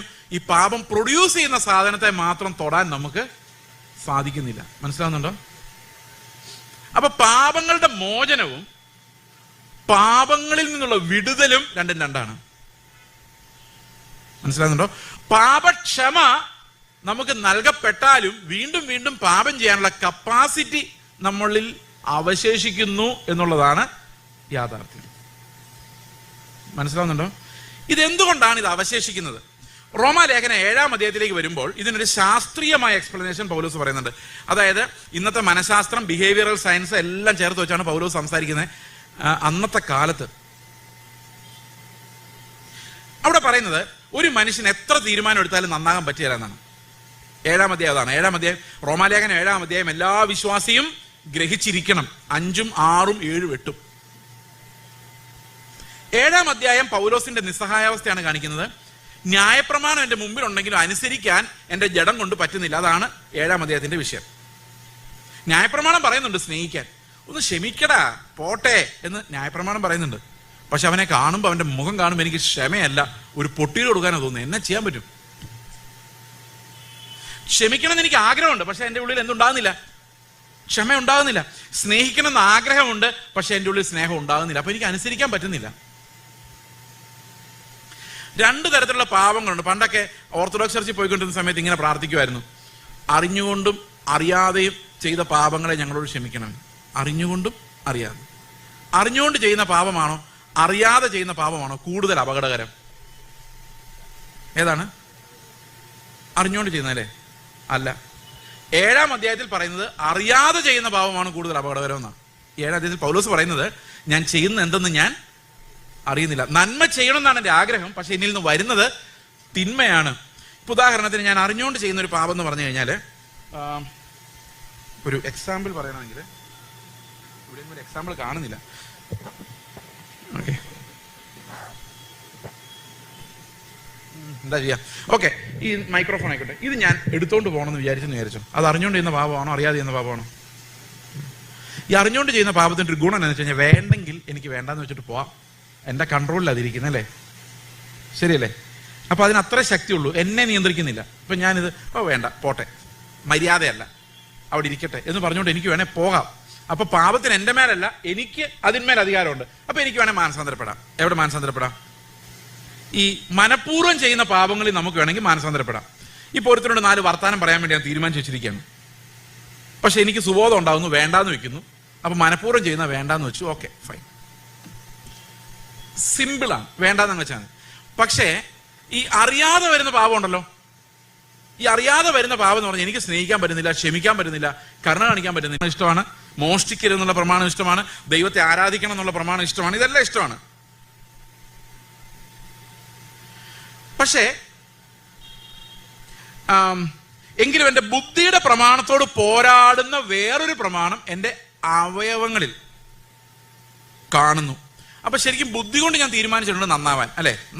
നിങ്ങൾ ബുദ്ധി കൊണ്ടെങ്കിലും തീരുമാനിച്ചിട്ടുണ്ടോ എനിക്ക് വിശുദ്ധ ജീവിതം നയിക്കണം, കർത്താവ് വരുമ്പോൾ കാണണം, തേജസ്സോടെ കാണണമെന്ന് ആഗ്രഹമുണ്ടോ? ആഗ്രഹമില്ലേ? ഞാൻ ഇടയ്ക്ക് കൈയൊക്കെ പൊക്കിക്കണം, എന്നാലേ ആഗ്രഹം വരത്തുള്ളൂ, അല്ലേ? ഓക്കെ.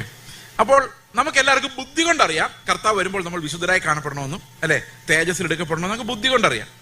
ബുദ്ധി അതിനുവേണ്ടിയാണ് ആഗ്രഹിക്കുന്നതും, കർത്താവിനെ പോലെ ജീവിക്കണം, വിശുദ്ധ ജീവിതം നയിക്കണം എന്നൊക്കെ ആഗ്രഹിക്കുന്നത്. പക്ഷെ അത് കൂടാതെ ഒരു ശബ്ദം നമ്മുടെ ശരീരത്തിൽ നിന്ന് വരുന്നുണ്ട്. നിങ്ങളത് കേട്ടിട്ടുണ്ടോ? ഉദാഹരണം, രാവിലെ വീട്ടില് അമ്മ ഒരു ബ്രേക്ക്ഫാസ്റ്റ് ഉണ്ടാക്കി വെച്ചിരിക്കുന്നു. അപ്പൊ അപ്പനും അമ്മയും പറഞ്ഞിട്ടുണ്ട്, ആഹാരം കഴിക്കുന്നതിന് മുമ്പ് ദൈവത്തിന് നന്ദി പറഞ്ഞിട്ടേ കഴിക്കാവൂ. ഓക്കെ. അപ്പൊ ദൈവത്തിന് ആദ്യമേ അങ്ങ് നന്ദി പറഞ്ഞു, കർത്താവ് ഈ ആഹാരം തന്നതിനായി സ്തോത്രം. അപ്പൊ ആഹാരം ആരാ തന്നത്? ദൈവം. സമ്മതിച്ചോ? ആണോ? അപ്പൊ ദൈവത്തിന് സ്തോത്രം ചെയ്യുമ്പോൾ അർത്ഥം എന്താ? താങ്ക് യു ലോർഡ് എന്ന് പറഞ്ഞ അർത്ഥം എന്താ? അത് ചെയ്തത് ആരാന്ന് അർത്ഥം. അപ്പൊ ഈ ആഹാരം തന്നത് ആരാ? കഴിച്ചു നോക്കിയപ്പോ ഒരു ടേസ്റ്റും ഇല്ല. അപ്പൊ നമ്മൾ എന്ത് പറയും? ആരോട് പറയും? ആരോട് പറയും? അതെങ്ങനെയാ? തന്നത് ദൈവമല്ലേ, ദൈവത്തോടല്ലേ നന്ദി പറഞ്ഞത്. അപ്പൊ ഇത് ഉപ്പില്ലാതെ പോയി ആരോട് പറയും? അമ്മയോട് പറയുമ്പോ അമ്മ പറയുന്നത് എന്നറിയോ? ദൈവത്തിന് നീ നന്ദി പറഞ്ഞില്ലേ, ദൈവം തന്നത് കഴിച്ചോ, സ്തോത്രം ചെയ്തു. സ്തോത്രം ചെയ്താൽ പിന്നെ കുറ്റം പറയാൻ പറ്റില്ല, കാരണം ആരാ തന്നത്. അതുകൊണ്ടാ എല്ലാവരും ആദ്യം സ്തോത്രം ചെയ്തേക്കാൻ പറയുന്നത്, കാരണം ദൈവത്തിന് നന്ദി പറഞ്ഞാൽ പിന്നെ. അതുകൊണ്ട് ഞാൻ എപ്പോഴും പറയാറുണ്ട്, വീട്ടിൽ ചെന്ന് കഴിഞ്ഞാൽ എനിക്ക് ഈ ഭാര്യയെ തന്നെ തന്നതിനായിട്ട് സ്തോത്രം, ദൈവം തന്നതാണല്ലോ, അപ്പൊ പിന്നെ രക്ഷയില്ല. ഈ ഭർത്താവിനെ തന്നെ എനിക്ക് തന്നതിനായിട്ട്, പിള്ളേരെ തന്നതിനായിട്ട്, എല്ലാത്തിനും സ്തോത്രം എന്ന് പറഞ്ഞു കഴിയുമ്പോഴേക്കും ഉണ്ടല്ലോ നമുക്കൊരു വലിയ ആശ്വാസമാണ്. പക്ഷെ ഒരു പ്രോബ്ലം ഉണ്ട്, ഇത് കഴിക്കുമ്പോൾ ഉണ്ടല്ലോ നമുക്കത് സഹിക്കാൻ പറ്റുന്നില്ല. അപ്പൊ ബുദ്ധി കൊണ്ട് എനിക്കറിയാം സ്തോത്രം ചെയ്യണം, നന്ദിയോടെ കഴിക്കണം, പിറുപിറുക്കരുത്, ആഹാരത്തിന് മുമ്പിൽ നിന്ന് ഇതെല്ലാം അറിയാം. പക്ഷെ എൻ്റെ ശരീരം സമ്മതിക്കുന്നില്ല, എൻ്റെ ഈ ടേസ്റ്റ് ബഡ് സമ്മതിക്കുന്നില്ല. ഇത് എങ്ങനെ കഴിക്കൂടാന്ന് ചോദിക്കുക. നിങ്ങൾക്ക് അനുഭവം ഉണ്ടോ? അത് ഇതാണ് ശരീരത്തിന്റെ ശബ്ദം എന്ന് പറയുന്നത്. അപ്പൊ ബുദ്ധിയുടെ ശബ്ദമുണ്ട്, ശരീരത്തിന്റെ ശബ്ദമുണ്ട്. ഇപ്പൊ ഉദാഹരണത്തിന് രണ്ടുപേരും തമ്മിൽ വഴക്ക് കൂടുകയെന്ന് വെച്ചോ. അപ്പോൾ ഒരാളുടെ പേര് എ, മറ്റേ പേര് ബി. ഈ ദേഷ്യം കൺട്രോൾ ചെയ്യാൻ പറ്റാതെ വന്നു കഴിഞ്ഞപ്പം എ ഒരു പൊട്ടിരി കൊടുത്തു ബിക്കിട്ട്. അപ്പൊ ആരാ തല്ലുകൊണ്ട ആളാരാ? ബി. അപ്പൊ ഈ തല്ലുകൊണ്ട് കഴിഞ്ഞപ്പം ഈ ബി എന്ന് പറയുന്ന ആൾക്കുണ്ടായ ആദ്യത്തെ പ്രചോദനം എന്ന് പറഞ്ഞാൽ പൊട്ടിക്കാനാ തിരിച്ച്. അങ്ങനെയല്ലേ ഉണ്ടാവുന്നേ? പക്ഷെ ബി ഇത്തിരി സൂത്രക്കാരനായിരുന്നു. അവൻ വിചാരിക്കുകയാണ്, ഇപ്പൊ ഞാൻ അവനെ അടിച്ചാൽ അവൻ എന്നെ തിരിച്ചടിക്കുക, അവൻ എന്നേക്കാൾ ശക്തി ഉള്ളതുകൊണ്ട് അങ്ങോട്ടടിക്കുന്നത് ശരിയാവില്ല. ഇത് മൈൻഡാ. ശരീരം പറയുന്ന അടിക്കടാന്ന്, അതാണ് ശരീരത്തിന്റെ ശബ്ദം. മനസ്സിന്റെ ശബ്ദം എന്താ? സൂക്ഷിക്കണം, അടിച്ചാൽ നീ പിന്നെ ഇടി കൊള്ളാൻ സാധ്യതയുണ്ട്. അപ്പൊ ശരീരം പറയും, നോ നോ നോ, അങ്ങനെ വിടാൻ പറ്റത്തില്ല, അവൻ എന്നെ തല്ലി ഇത്രയും പേരുടെ ആളുടെ മുമ്പിൽ വെച്ച് എനിക്കതിന് പ്രതികാരം ചെയ്യണം. ഇത് എവിടെ നിന്ന് വരുന്ന ശബ്ദമാണ്? ശരീരത്തിൽ നിന്ന് വരുന്നു. അപ്പൊ മൈൻഡ് പറയും, പ്രതികാരം ചെയ്യാൻ തിരിച്ചല്ലേ നിന്റെ പേരും അതുപോലെ മോശമാവും, അതുകൊണ്ട് നീ അവനോട് ക്ഷമിച്ചതായിട്ട് അങ്ങ് അഭിനയിച്ചേക്ക്. അപ്പൊ നീ ആത്മീകമായിട്ട് ഭയങ്കര മിടുക്കനാവും. അപ്പൊ ആൾക്കാരെല്ലാം പറയും, കണ്ട അവന്റെ കരണക്കുറ്റി നോക്കി അടിച്ചിട്ടും ക്ഷമിച്ച മഹാനായ മനുഷ്യനെ ഓർത്ത് നമുക്ക് ദൈവത്തെ. എന്നിട്ട് ഇങ്ങനെ പ്രാർത്ഥിച്ചാൽ മതി, എന്നെ അടിച്ചവനോ എതിർത്തവനോ ഒന്നും ദൈവം വെറുതെ വിട്ടിട്ടില്ല എന്ന്. അപ്പൊ ഈ അടിക്കുന്ന പണി ആരെ ഏൽപ്പിച്ചാൽ മതി? അവൻ അടിക്കുന്ന പണി ദൈവത്തെ ഏൽപ്പിച്ചാൽ മതി. അപ്പം ആള് നന്നായിട്ടുണ്ടോ? ഇല്ല. അന്നേരമാണ് ഞാൻ ആ ചർച്ചിൽ പ്രസംഗിക്കാൻ പോകുന്നതെന്ന് വിചാരിച്ചോ. അപ്പൊ ഞാൻ പറയാണ്, നിങ്ങളെല്ലാവരും നിങ്ങളുടെ പാപത്തിൽ നിന്ന് രക്ഷപ്പെടണം എന്ന് പറയുമ്പം ഈ എ ആണോ മാനസാന്തരപ്പെടാൻ എളുപ്പം, ബി ആണോ മാനസാന്തരപ്പെടാൻ എളുപ്പം? എ. കാരണം എന്താ? അവൻ തല്ലിയവൻ പാപി ചുങ്കക്കാരൻ. മറ്റവനോ? അവൻ തല്ലുകൊണ്ടിട്ടും തിരിച്ചടിക്കാത്ത. അവൻ മാനസാന്തരപ്പെടുവോ? ഈ പാസ്റ്റർമാരെന്താ മാനസാന്തരപ്പെടാത്തത് ഇപ്പൊ മനസ്സിലായോ? ഈ പ്രസംഗിച്ച് വചനം എടുത്തുകൊണ്ട് നമ്മൾ 2 വർഷം നടന്നാൽ പിന്നെ മാനസാന്തരപ്പെടാൻ പറ്റില്ല. നമ്മൾ പിന്നെ മറ്റുള്ളവരെ മാനസാന്തരപ്പെടുത്തുന്ന ആളായിട്ട് മാറുകയല്ലാതെ ഒരിക്കലും സ്വയം കാണാൻ പറ്റുകയില്ല. കാരണം അത് മരണമാണ്. ഒരു പാസ്റ്റർ പറഞ്ഞു, ഞാനൊരു പാപിയാന്ന് പറയുമ്പം അവിടെ ഇരിക്കുന്ന വിശ്വാസി ചിന്തിക്കുന്നതിനെന്നറിയാം, ഇവനൊക്കെ പ്രാർത്ഥിച്ച എങ്ങനെ ദൈവം കേൾക്കുന്ന. അപ്പൊ അതുകൊണ്ട് പാസ്റ്ററിന് എപ്പോഴും നീതിമാനായി അഭിനയിച്ചേ പറ്റൂ, അത്തിയിലെ ഇട്ടേ പറ്റൂ. പക്ഷെ അവരുടെ ഗതികേട് അവർക്ക് മാത്രമേ അറിയത്തുള്ളൂ. ഇത് ശുശ്രൂഷകരുടെ ഒരു പ്രശ്നമാണ്. അതുകൊണ്ട് ഞാൻ എൻ്റെ സഭയെ പറഞ്ഞിട്ടുണ്ട്, എന്തെങ്കിലും ഉണ്ടെ അങ്ങോട്ടും ഇങ്ങോട്ടും തുറന്ന് പറഞ്ഞു. ഞാനതേ വെള്ള ധരിക്കാതെ നടക്കുന്നത്, വേറൊന്നും കൊണ്ടല്ല, നമ്മളെല്ലാം കണക്കാ. അതാണ് ഈ ഒന്നാമത്തെ റെവലേഷൻ. ഈ ഒന്നാമത്തെ റെവലേഷനെ കുറിച്ചാണ് ഞാൻ ഈ പറഞ്ഞുകൊണ്ടിരിക്കുന്നത്. അപ്പോൾ ഏറ്റവും ആദ്യം നമ്മൾ മനസ്സിലാക്കേണ്ട കാര്യം, എല്ലാ മനുഷ്യരും ദൈവത്തിന്റെ സന്നിധിയിൽ നിന്ന് പ്രാപിച്ചിരിക്കുന്ന രക്ഷാകരമായ ദൈവകൃപയും വിശ്വാസവും ഒന്ന് തന്നെയാണ്. അതിലൊരു മാറ്റമില്ല. എനിക്ക് പിതാവിന്റെ അടുക്കൽ കടന്നു ചെല്ലാനുള്ള ആക്സസ്, പ്രവേശനം എന്ന് പറയുന്ന യേശു ക്രിസ്തുവിന്റെ മഹാപൗരോഹിത്യത്തിലൂടെ മാത്രമാണ്, എൻ്റെ പാസ്റ്ററിലൂടെ അല്ല. ഇന്ന് അതുകൊണ്ടാണ് ന്യൂ ജനറേഷൻ ചർച്ചുകളിൽ ആളുകളെ അനുഗമിക്കുന്നവരുണ്ടാകുന്നത്. അവർ വിശ്വസിക്കുന്ന അവരുടെ പാസ്റ്ററിന് പ്രത്യേകമായ എബിലിറ്റീസ് ഉണ്ടെന്നാണ്. പ്രിയ സഹോദരങ്ങളെ, അന്ത്യകാലത്ത് എതിർ ക്രിസ്തു വരുന്നത് ഈ വഴികളിലൂടെയാണ്. കാരണം യേശു ക്രിസ്തുവിന്റെ സ്ഥാനത്ത് തന്നെത്താൻ ഉയർത്തുന്ന ശബ്ദങ്ങൾ. എന്നെ ഞെട്ടിപ്പിച്ച് കളഞ്ഞൊരു കഥ ഞാൻ നിങ്ങളോട് പറയാൻ പോവാണ്. ഈ കഥ പറയുമ്പം ഇതിനകത്ത് ആളുകളുടെ പേരുകളൊന്നുമില്ല. പ്രമുഖൻ അതേ ഉള്ളൂ. ഒരു പ്രമുഖനായ പാസ്റ്റർ, ഈ പ്രമുഖനായ പാസ്റ്ററുടെ വളരെ ക്ലോസ് ആയ ഒരു ശിഷ്യൻ, ഒരു യങ് മാൻ. അപ്പം ഈ പ്രമുഖനായ പാസ്റ്ററുടെ അഭിഷേകത്തിന്റെ കീഴിലാണ് ആരിയ്ക്കുന്നത്? അതാണ് അവരുടെ വിശ്വാസം. ഈ ശിഷ്യൻ ഇരിക്കുന്നത്. ഒരു ദിവസം ഈ ശിഷ്യൻ ആക്സിഡന്റിൽ പെട്ട് മരിച്ചുപോയി. യങ് ആയിരിക്കുമ്പം പാസ്റ്ററോട് പാസ്റ്ററോട് വഴക്കുണ്ടാക്കിയിട്ട് പോയി മരിച്ചാൽ നമുക്കറിയാം എന്തുകൊണ്ടാണ് മരിക്കുന്നതെന്ന്.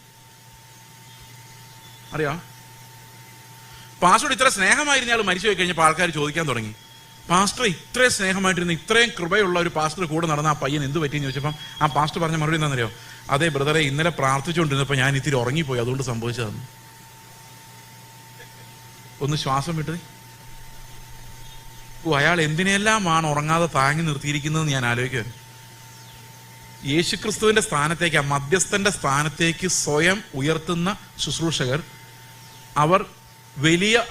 അവർക്ക് കിട്ടിയ കൃപാവരത്തെക്കാളും വലുതായി അവർ ഭാവിക്കുന്നു. അവിടെ എന്ത് സംഭവിക്കുന്നു വെച്ച് കഴിഞ്ഞാൽ, ക്രിസ്തുവിലേക്ക് ആരും നോക്കാത്ത ഒരവസ്ഥ ഉണ്ടാകും. അപ്പൊ നമ്മൾ മനസ്സിലാക്കേണ്ട ഒന്നാമത്തെ പാഠം എന്ന് പറയുന്നത്, നമ്മളെല്ലാവരും ഒരുപോലെ ദൈവത്തിന്റെ സന്നിധിയിൽ കൃപ വേണ്ടവരാണ്. അതുകൊണ്ടാണ് റോമാലേഖനം 11 അവസാനം നമ്മൾ വായിച്ച വാക്യത്തിൽ ഇങ്ങനെ പറയുന്നത്, എല്ലാവരോടും അവൻ കരുണ കാണിക്കേണ്ടതിന്. എന്തിനാ അനുസരണക്കേടിൽ അടച്ചത്? നമ്മളോട് എല്ലാവരോടും അവന് കരുണ കാണിക്കണമെങ്കിൽ നമ്മൾ കരുണ ചോദിക്കണമായിരുന്നു. ഈ കരുണ ചോദിക്കാതെ കൊടുക്കാൻ പറ്റത്തില്ല. അതിനൊരു കാരണമുണ്ട്. ഈ കരുണ ചോദിക്കണം. കരുണ ചോദിക്കുന്ന അവസ്ഥയിലെത്തണം. കരുണ ചോദിച്ചില്ലെങ്കിൽ പോലും, നമുക്ക് ചോദിക്കാനുള്ള ബോധമൊന്നുമില്ല കർത്താവ് നമ്മളോട് കരുണ കാണിക്കുന്നവരെ.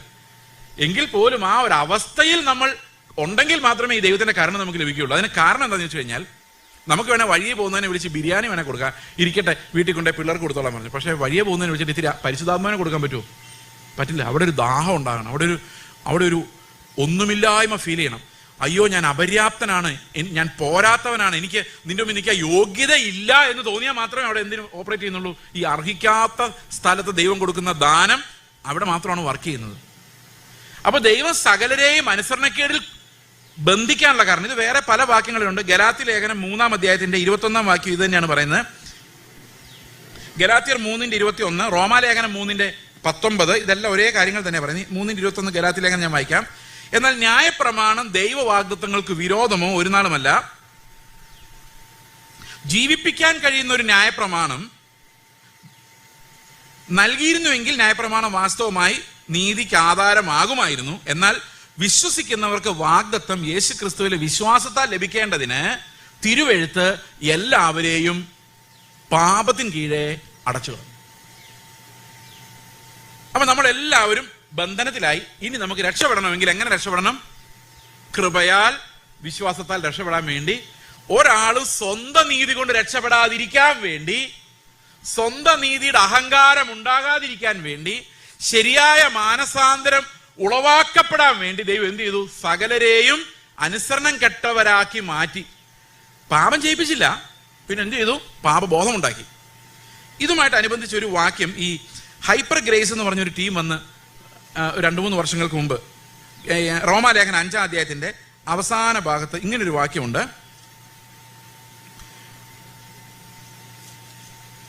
റോമാലേഖനം 5-ാം അധ്യായം അതിന്റെ 12-ാം വാക്യം, അല്ല 20-ാം വാക്യം ഇങ്ങനെയാണ്: എന്നാൽ ലംഘനം പെരുകേണ്ടതിന് ന്യായപ്രമാണം ഇടയിൽ ചേർന്ന് വന്നു. അടുത്ത വാക്യം, എങ്കിലും പാപം പെരുകിയെടുത്ത് കൃപ അത്യന്തം വർദ്ധിച്ചു. എങ്ങനെയുണ്ട്? അപ്പൊ അർത്ഥം എന്താ? അവര് പറഞ്ഞത് നിങ്ങൾ പാപം ചെയ്യുന്തോറും, അപ്പൊ കൃപ പെരുകാൻ എന്ത് ചെയ്താൽ മതി? ഈ മണ്ടന്മാർ ഇങ്ങനെ തന്നെ ചിന്തിക്കുന്ന പൗലോസിന് അന്നേ അറിയാമായിരുന്നു. അതുകൊണ്ട് താഴെ എഴുതിയിട്ടുണ്ട്, അതുകൊണ്ട് നമ്മൾ എന്ത് പറയേണ്ടത്? കൃപ ചെയ്യേണ്ടതിന് പാപം ചെയ്തുകൊണ്ടിരിക്കുക എന്ന് ഒരു നാൾ വരുത്. അപ്പൊ പിന്നെ എവിടെ നിന്നാണ് ഈ ലംഘനം പെരുകുന്നതെന്നറിയോ? അതാണ് 20-ാം വാക്യത്തിൽ പറയുന്നത്, ലംഘനം പെരുകേണ്ടതിന് ന്യായപ്രമാണവും ഇടയിൽ ചേർന്ന് വന്നു. അങ്ങനെയാ ലംഘനം പെരുകിയത്. നമ്മൾ ചെയ്തു പെരുകിയതല്ല. പിന്നെ എങ്ങനെ പെരുകിയതാണ്? ഈ ന്യായപ്രമാണം നമുക്ക് മനസ്സിലായപ്പോൾ, അതിന്റെ പൊരുൾ നമുക്ക് മനസ്സിലായപ്പോൾ പെരുകിയതാണ്. അതിന് ഞാൻ തന്നെയാണ് ഉദാഹരണം. ഞാൻ എൻ്റെ കഥ പറയേണ്ടതെന്ന് വെച്ചാലും ചിലപ്പോൾ പറയേണ്ടി വരും, അതുകൊണ്ട് പറഞ്ഞതാണ്. ഞാൻ ഭയങ്കര നീതിമാനാന്ന് വിചാരിച്ചുകൊണ്ട് വന്ന ഒരാളായിരുന്നു. ഞാൻ രക്ഷിക്കപ്പെടുന്നവരെ 94-ലാണ് ഞാൻ രക്ഷിക്കപ്പെടുന്നത്. അതുവരെയും എൻ്റെ ചിന്ത എന്നെപ്പോലെ നീതിമാനായ ആരും ഇല്ലെന്നായിരുന്നു. സ്കൂളിൽ പെർഫെക്റ്റ് ടൈമിങ്, ടീച്ചേഴ്സ് പറയുന്ന എല്ലാം അനുസരിക്കും, മിണ്ടായിരിക്കാൻ പറഞ്ഞാൽ അവിടെ മിണ്ടാതെ എത്ര നേരം വേണ്ടിയിരുന്നുള്ളൂ. എ പെർഫെക്റ്റ് ലോ കീപ്പറുമായിരുന്നു. അതായത് ഈ ക്ലാസ്സിൽ ഡിസിപ്ലിൻ എൻഫോഴ്സ് ചെയ്യാൻ വേണ്ടി ഞാൻ നടക്കുമായിരുന്നു. കാരണം എനിക്ക് അങ്ങനെ ഒരു സ്വഭാവമായിരുന്നു. അപ്പൊ ഞാൻ എത്ര നോക്കിയിട്ടും എൻ്റെ ഒരു പാപവും പിടികിട്ടുന്നില്ല. എന്നാൽ ലോകത്തുള്ള സകലരുടെയും പാപം എനിക്ക് മനസ്സിലാവുന്നുണ്ട് താനും, എൻ്റെ മാത്രം മനസ്സിലാവുന്നില്ല. അപ്പം ഞാൻ നോക്കിയപ്പോൾ ബാക്കിയുള്ളവരെല്ലാവരെക്കാളും ഞാൻ വളരെ മര്യാദക്കാരനും നല്ലവനുമായിട്ടിരിക്കുമ്പോഴാണ് ഞാൻ മാനസാന്തരപ്പെടുന്നത്. ഈ മാനസാന്തരപ്പെട്ടത് എങ്ങനെയാണെന്ന് വെച്ച് കഴിഞ്ഞാൽ, ഈ ദൈവത്തിന്റെ കോടതിയുടെ മുമ്പിൽ ഞാൻ അകപ്പെട്ടു പോയി. അതൊരാൾ എന്നോട് സുവിശേഷം പറഞ്ഞപ്പോൾ പറ്റിയതാ. ഈ കോടതിയുടെ മുമ്പിൽ അകപ്പെട്ടു പോയി കഴിഞ്ഞപ്പം, ഈ കോടതിയുടെ സീൻ നിങ്ങളൊന്ന് ആലോചിച്ച് നോക്കി.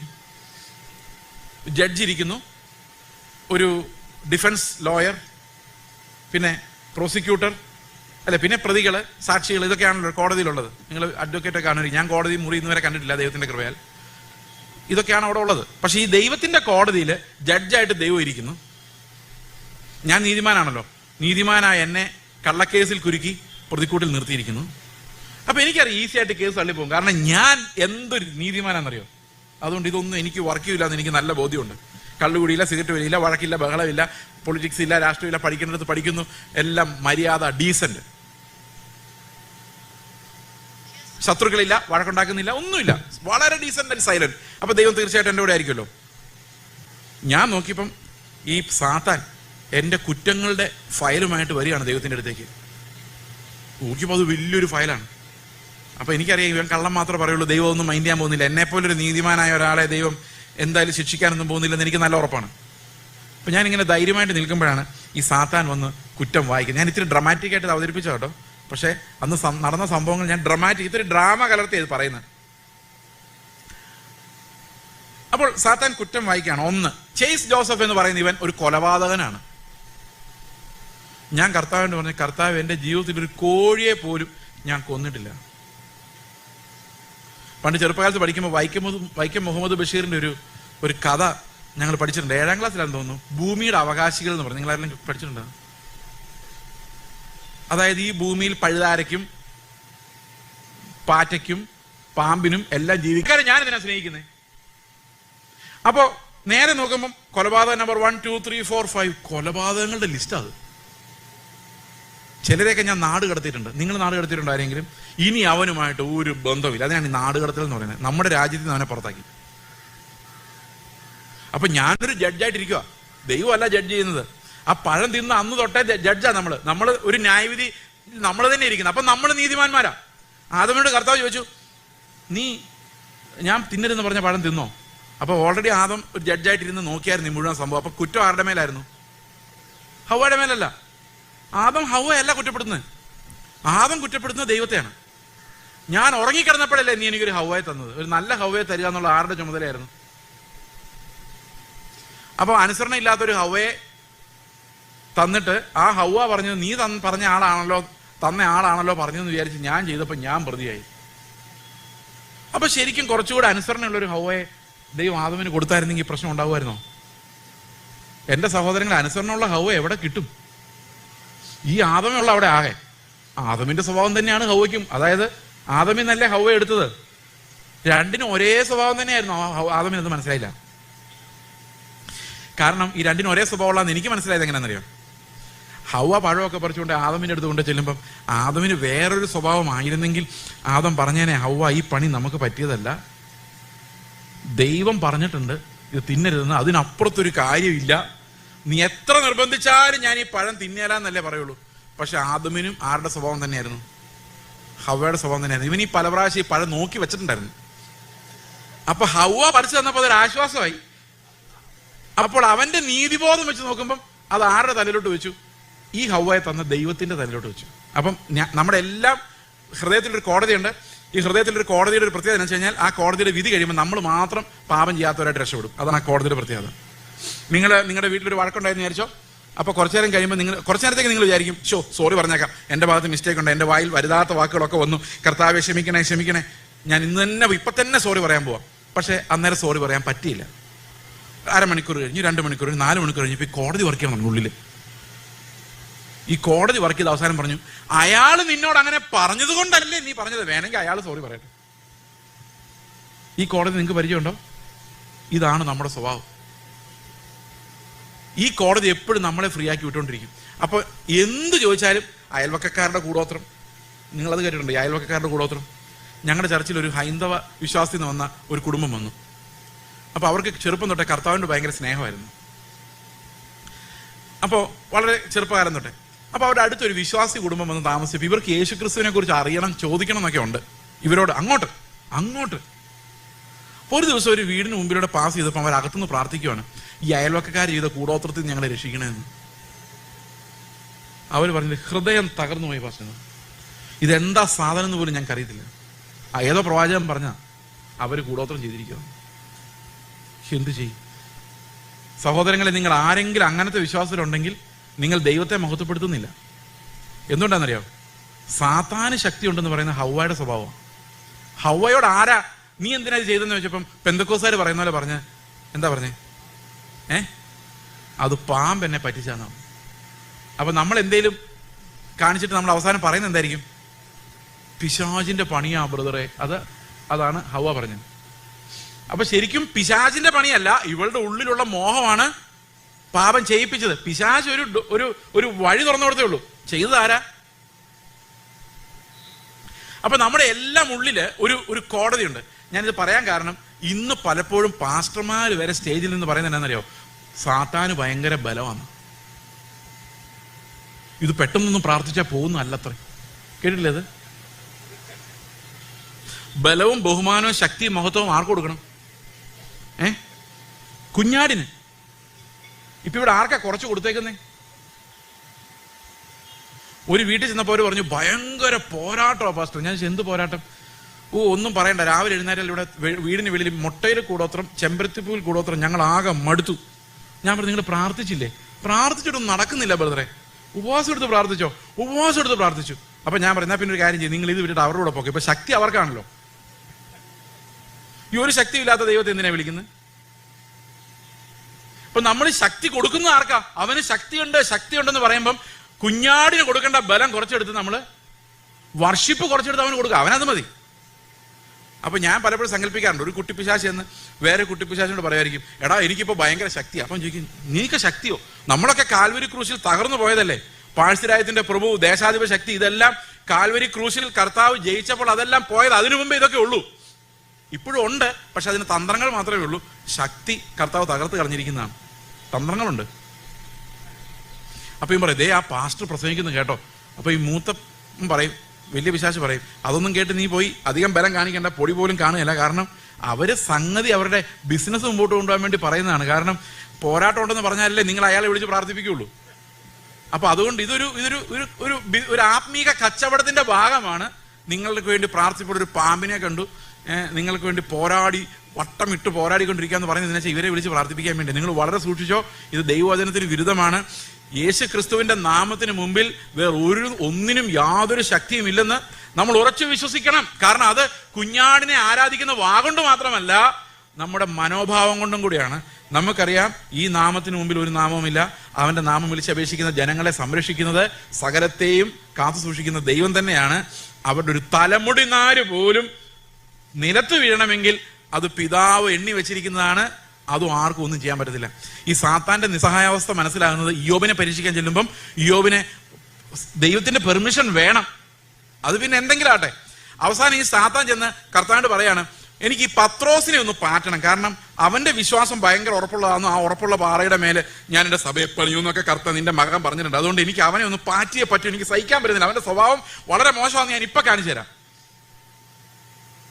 അപ്പൊ കർത്താവ് അപേക്ഷിക്കുകയാണ്, നീ എങ്ങനെ വേണേലും പാറ്റിക്കോ, പക്ഷെ അവന്റെ വിശ്വാസത്തെ മാത്രം തുടരും. അപ്പൊ പാറ്റണമെങ്കിൽ പോലും, നമ്മുടെ അടുത്ത് വന്ന് നമ്മളെ പരീക്ഷിക്കണമെങ്കിൽ പോലും പിശാചിന് എന്ത് വേണം? പെർമിഷൻ വേണം. അപ്പൊ നിങ്ങൾ ഇഷ്ടംപോലെ പെർമിഷൻ ഇങ്ങനെ കർത്താവ് കൊടുക്കുവാണോ? ആണോ? നിങ്ങളൊന്ന് ആലോചിച്ച് നോക്കിയേ. യേശു ക്രിസ്തുവിനെ പരീക്ഷിക്കാൻ സാത്താൻ അടുത്ത് വന്നു, അല്ലെ? ഫിസിക്കലി അടുത്ത് വന്നു. നമ്മളെ പരീക്ഷിക്കാൻ എന്താ അടുത്ത് വരാതെ? വെള്ളം കുടിക്കാൻ മറന്നു. നമ്മളെ പരീക്ഷിക്കാൻ എന്താ അടുത്ത് വരാതെ? നമ്മളെ പരീക്ഷിക്കാൻ അടുത്ത് വരേണ്ട കാര്യമില്ല, ആ സ്വഭാവമല്ല നമ്മുടെ അകത്ത് തന്നെ ഉണ്ട്. കർത്താവിന് അകത്തുണ്ടായിരുന്നില്ല ഈ പാപസ്വഭാവം ഒന്നും ഉണ്ടായിരുന്നില്ല. അതുകൊണ്ട് വെളിയിൽ നിന്ന് ഒന്ന് പരിശോധിക്കണമായിരുന്നു. നമുക്ക് മോഹം ഉണ്ടാക്കാൻ വെളിയിലൊന്നും വരണ്ട, നമ്മുടെ അകത്ത് തന്നെ ഈ സാധനങ്ങളെല്ലാം ഉണ്ട്. ഇത്തിരി വെള്ളം കുടിക്കട്ടെ.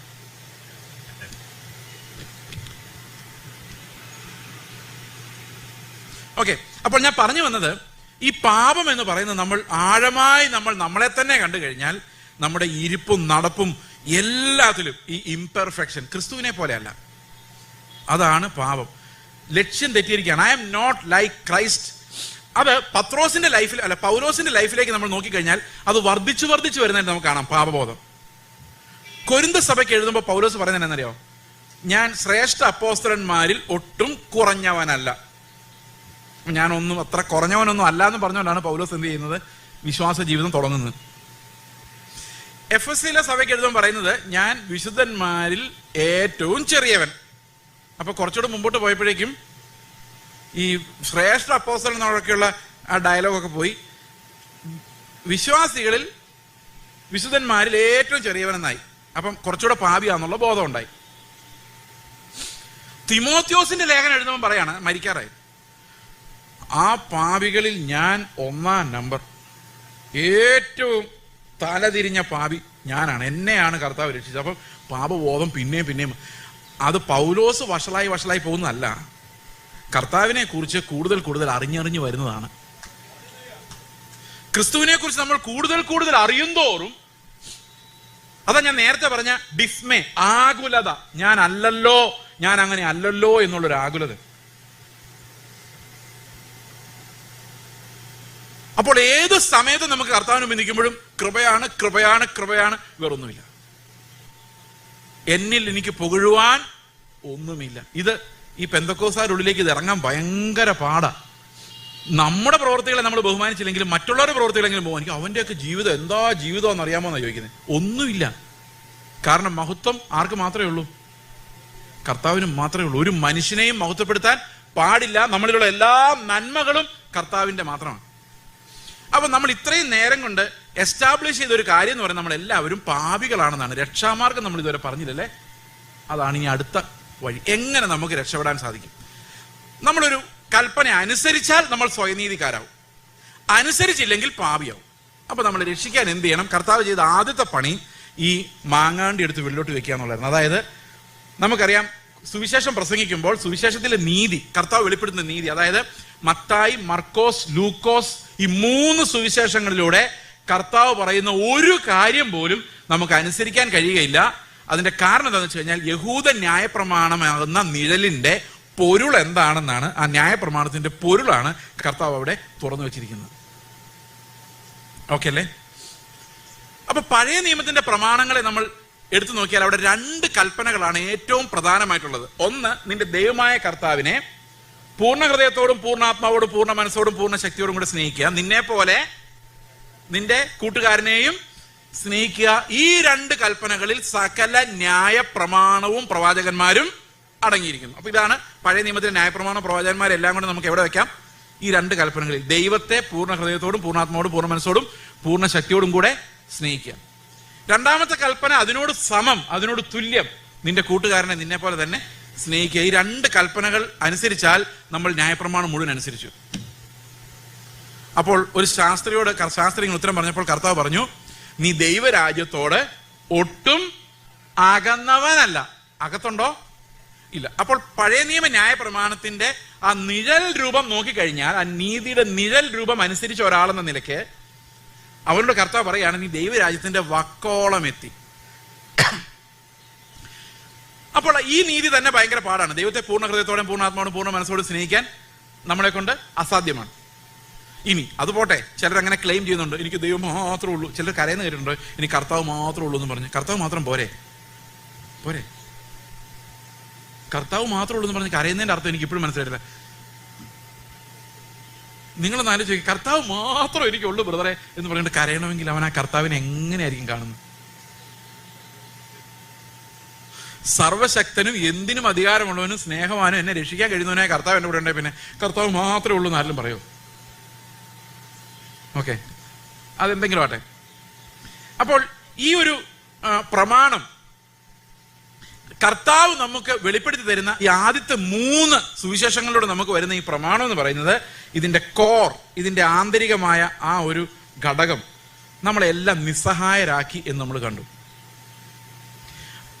അതിന്റെ എല്ലാം നിഴൽ, പഴയ നിയമത്തിന്റെ നിഴലായിട്ട് അവിടെ പറയുന്നത് എന്താണ്? പഴയ നിയമത്തിന്റെ പൊരുളായിട്ട് പറയുന്നത് 2 കൽപ്പനകളാണ്. എന്നാൽ യോഹന്നാന്റെ സുവിശേഷം വരുമ്പോൾ അവിടെ കർത്താവ് ശിഷ്യന്മാരോട് പറയാണ്, ഒരൊറ്റ കൽപ്പനയായിട്ട് ഞാൻ എന്റെ പ്രമാണത്തെ ചുരുക്കുകയാണ്. നേരത്തെ എത്രയായിരുന്നു? 2. എന്നാൽ യോഹന്നാന്റെ 15-ാം അധ്യായത്തിന്റെ 12-ാം വാക്യത്തിൽ കർത്താവ് പറയാണ്, ഞാൻ നിങ്ങളെ സ്നേഹിച്ചതുപോലെ നിങ്ങളും പരസ്പരം സ്നേഹിക്കണം എന്നതാകുന്നു എന്റെ കൽപ്പന. only 1 commandment. പിന്നെ നമ്മൾ ഗലാത്യ ലേഖനം വായിക്കുമ്പോഴും യോഹന്നാന്റെ ലേഖനം വായിക്കുമ്പോഴെല്ലാം നമ്മൾ കാണുന്നുണ്ട്, അവിടെ ദൈവത്തെ സ്നേഹിക്കുക എന്നുള്ളൊരു ആംഗിൾ എടുത്തു കളഞ്ഞിട്ട് കൂട്ടുകാരനെ നിന്നെ പോലെ തന്നെ സ്നേഹിക്കുക എന്നുള്ളതിൽ സകല ന്യായ പ്രമാണം അടങ്ങിയിരിക്കുന്നു, അതിനേക്കാൾ വലുതായ ഒരു കമാൻഡ്മെന്റും ഇല്ല, ഇങ്ങനെ പറയുന്നല്ലേ. അപ്പൊ കർത്താവ് എങ്ങോട്ടാ ചുരുക്കിയത് ഈ പഴയ നിയമ പ്രമാണത്തെ മുഴുവൻ? പുതിയ നിയമത്തിന്റെ ഒരൊറ്റ പ്രമാണം എന്ന് പറയുന്നത് സഹോദരനെ സ്നേഹിക്കുക എന്നുള്ളതാണ്. പക്ഷെ അവിടെ ഒരു പ്രശ്നമുണ്ട്, അതെങ്ങനെ സ്നേഹിക്കണം എന്നുള്ളതാണ് ആ പ്രശ്നം. ഞാൻ നിങ്ങളെ സ്നേഹിച്ചതുപോലെ, ഇത് യോഹന്നാൻ 15:12 അപ്പൊ ഞാൻ കർത്താവിനോട് ചോദിക്കുക, കർത്താവ് രക്ഷിക്കപ്പെട്ടിട്ട് 28 വർഷം കഴിഞ്ഞു, 29ാമത്തെ വർഷമാണ്. കർത്താവ് ഇത്രയും നാളായിട്ടും നീ എന്നെ എങ്ങനെയാ സ്നേഹിച്ചതെന്ന് എനിക്ക് മനസ്സിലായിട്ടില്ല. പിന്നെ ഞാൻ എങ്ങനെയാണ് നീ സ്നേഹിച്ച സ്നേഹം കൊണ്ട് എന്റെ ഭാര്യയും മക്കളെയും പോലും അത്രയും സ്നേഹിക്കാൻ എനിക്ക് കഴിവില്ലാതിരിക്കുക, ഈ കൽപ്പന ഞാൻ എങ്ങനെ അനുസരിക്കും? അതിന്റെ അടുത്ത വാക്യത്തിൽ പറയാണ്, ഈ കർത്താവ് സ്നേഹിച്ചവർ എങ്ങനെ സ്നേഹിക്കുന്നറിയോ? സ്നേഹിതന് വേണ്ടി ജീവനെ കൊടുക്കുന്നതിലും, അതോ തൊട്ടടുത്ത വാക്യോ 13-ാം വാക്യോ, സ്നേഹിതന് വേണ്ടി, വേറെ ആരെങ്കിലും സംസാരിച്ചോ? സ്നേഹിതന് വേണ്ടി ജീവനെ കൊടുക്കുന്നതിലും അധികമുള്ള സ്നേഹം ആർക്കുമില്ല. അപ്പൊ കർത്താവ് എന്ത് ചെയ്തു? ഈ നീതിക്ക് ഒരു ലിമിറ്റ് വെച്ചു. എന്താണ് ലിമിറ്റ്? മരണം. അപ്പൊ യേശുക്രിസ്തു കാൽവരി ക്രൂശിൽ മരിക്കുമ്പം ഈ ദൈവത്തിന്റെ നീതി പൂർത്തിയായത് എങ്ങനെയാണെന്നറിയാമോ? സ്നേഹിക്കണം എന്ന് പണ്ട് തൊട്ടേ പറയുന്നുണ്ട്, പക്ഷെ ഇത് മരണം വരെയെന്ന് യേശുക്രിസ്തുവാണ് കാണിച്ചത്. ആ മാങ്ങാണ്ടി അവിടെയാണ് പൊട്ടുന്നത്. Love until you die, forgive എത്ര പ്രാവശ്യം? Until you die. അപ്പൊ കർത്താവ് അന്നേരം പറഞ്ഞത് 7-70 പ്രാവശ്യം എന്നാ. അത് 7 റൈസ് ടു 7 അങ്ങനെ പറയുന്നവരുണ്ട്, എങ്ങനെയായിക്കോട്ടെ. പക്ഷെ കർത്താവ് ജീവിതത്തിലൂടെ കാണിച്ചു തന്ന നീതി എന്ന് പറയുന്നത് അവനെ കുത്തിക്കൊന്ന് മരിച്ച അവസാനത്തെ തുള്ളി രക്തം വരെ വീഴുന്നത് വരെയുള്ള ക്ഷമ.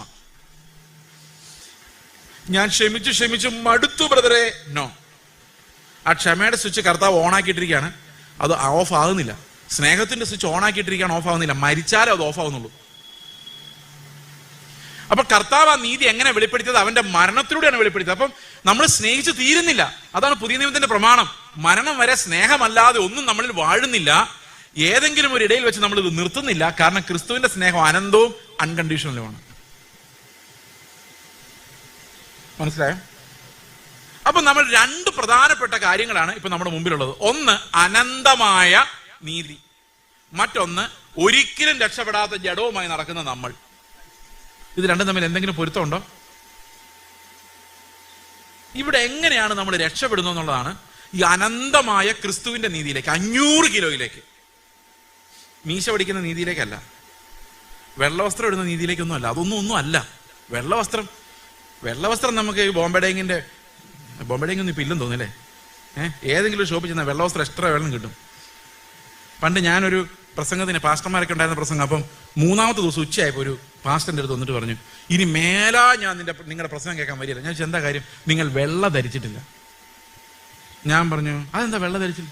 ജയിക്കുന്നവൻ വെള്ള ധരിക്കുമെന്ന് ബൈബിളിലുണ്ട്. ഞാൻ പറഞ്ഞു, ജയിക്കുന്നവൻ കിരീടം വെക്കുന്നുണ്ടല്ലോ, അതെന്താ ഇല്ലാത്തത്? പുള്ളി കിരീടം വെച്ചോണ്ട് നടക്കണ്ടല്ലേ? അതില്ല. അപ്പോൾ സത്യം പറഞ്ഞാൽ ഈ അദ്ദേഹം പറഞ്ഞു, നിങ്ങളിങ്ങനെ കുറേ പേര് ഈ ബൈബിൾ കോളേജിൽ നിന്ന് ഇറങ്ങിയിട്ടുണ്ട്, ഞങ്ങളൊക്കെ ഇതിനു വേണ്ടി വലിയ വില കൊടുത്തു. അതെനിക്ക് ഏറ്റവും കൂടുതൽ വിഷമം. അതായത് വിശുദ്ധിക്ക് വേണ്ടി വില കൊടുക്കുക എന്ന് പറഞ്ഞാൽ അതിനർത്ഥം എന്താണ്? ഈ നിറം, വസ്ത്രത്തിന്റെ നിറം, പകിട്ട്, ഇങ്ങനെയുള്ള പുറമേയുള്ള കാര്യങ്ങളാണ് ആൾക്കാർ വിശ്വസിച്ചിരിക്കുന്നത്. അപ്പൊ അതിനുവേണ്ടി അത്രയും വില കൊടുത്തു എന്ന് പറഞ്ഞപ്പോൾ എൻ്റെ മനസ്സിൽ, ഞാൻ ചോദിച്ചില്ല, എൻ്റെ മനസ്സിലൊന്ന് ഈ ബോംബെയുടെയെങ്കിലും ഒരു വെള്ള വസ്ത്രം കിട്ടുന്ന ഇത്രയും വിലയാണോ എന്ന് ഞാൻ എൻ്റെ മനസ്സിൽ ഓർത്തു. കാരണം ഏത് വസ്ത്രം ഇട്ടാലും വസ്ത്രം ഇടുന്നതിനകത്ത് എന്താ ഇട്ടിരിക്കുന്നത്? പുറമേ ഉള്ളതല്ല, ആന്തരികമാണ്. ദൈവത്തിന്റെ നീതി എന്ന് പറയുന്നത് പുറമേ ഉള്ളത് അല്ല, ആന്തരികമാണ്. എന്തുകൊണ്ടാണ് നമ്മൾ പുറമേ ഉള്ള ഒരു നീതിയെ പിടിക്കുന്നറിയാം? ആന്തരികമായിട്ട് ഒന്നും ഇല്ലാത്തതുകൊണ്ടാണ്. ഒന്ന് ആലോചിച്ച് നോക്കി, ആന്തരികമായിട്ട് ഒന്നും ഇല്ലെങ്കിൽ നമ്മൾ മറ്റുള്ളവരെക്കാൾ ഭേദമെന്ന് കാണിക്കാൻ വേണ്ടി നമ്മൾ പുറമേ ഒന്നും എന്തെങ്കിലും. അപ്പൊ രണ്ട് പ്രധാനപ്പെട്ട പ്രശ്നങ്ങൾ നമുക്കുണ്ട്. ഒന്ന്, ആദമിൽ നിന്ന് ജനിച്ചു എന്നുള്ളത് കൊണ്ട് നമ്മളെല്ലാവരും പാപികളാണ്. പാപ സ്വഭാവം. അത് തൂത്താ പോവില്ല, കഴുകിയാ പോവില്ല, കുളിച്ചാൽ പോവില്ല, അത് തല്ലി കൊന്നാലേ പോവുള്ളൂ. മരിക്കുന്നവരെങ്ങനെയായിരിക്കും?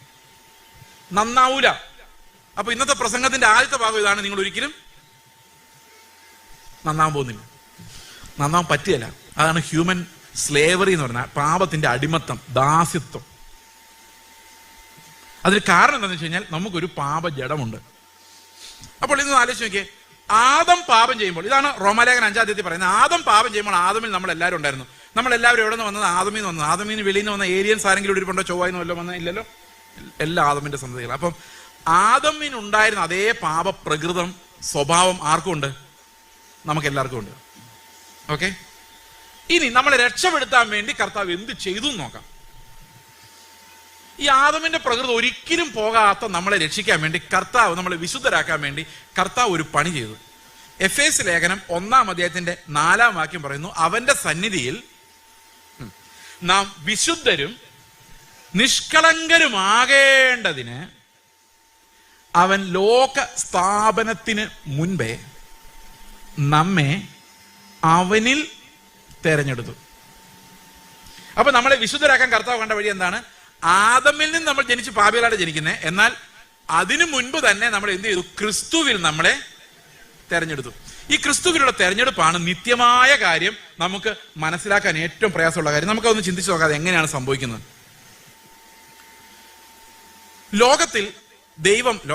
ദൈവം ആദ്യമായിട്ട് സൃഷ്ടിച്ച വസ്തു എന്താണ്? എന്തിനാണ് ദൈവം ആദ്യമായിട്ട് സൃഷ്ടിക്കുന്നത്? അല്ല,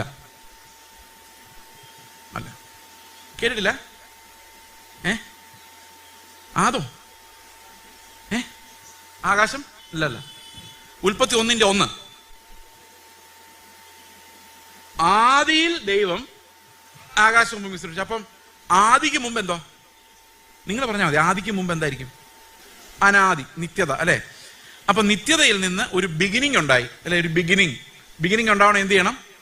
ടൈം സ്റ്റാർട്ട് ചെയ്യണം, വേണ്ടേ? അപ്പൊ ടൈം സ്റ്റാർട്ട് ചെയ്തു. അതിനെയാണ് നമ്മൾ ബിഗിനിങ് എന്ന് പറയുന്നത്, ആദിയിൽ. അതിനുമുമ്പ് അനാദിയാണ്, നിത്യതയാണ്. അപ്പൊ നിത്യതയിൽ നിന്ന് ദൈവം ആദ്യം ഉണ്ടാക്കിയത് എന്തിനാണ്? ടൈം. ആദിയിൽ ക്ലോക്ക് ഓടി തുടങ്ങി. Clock started moving.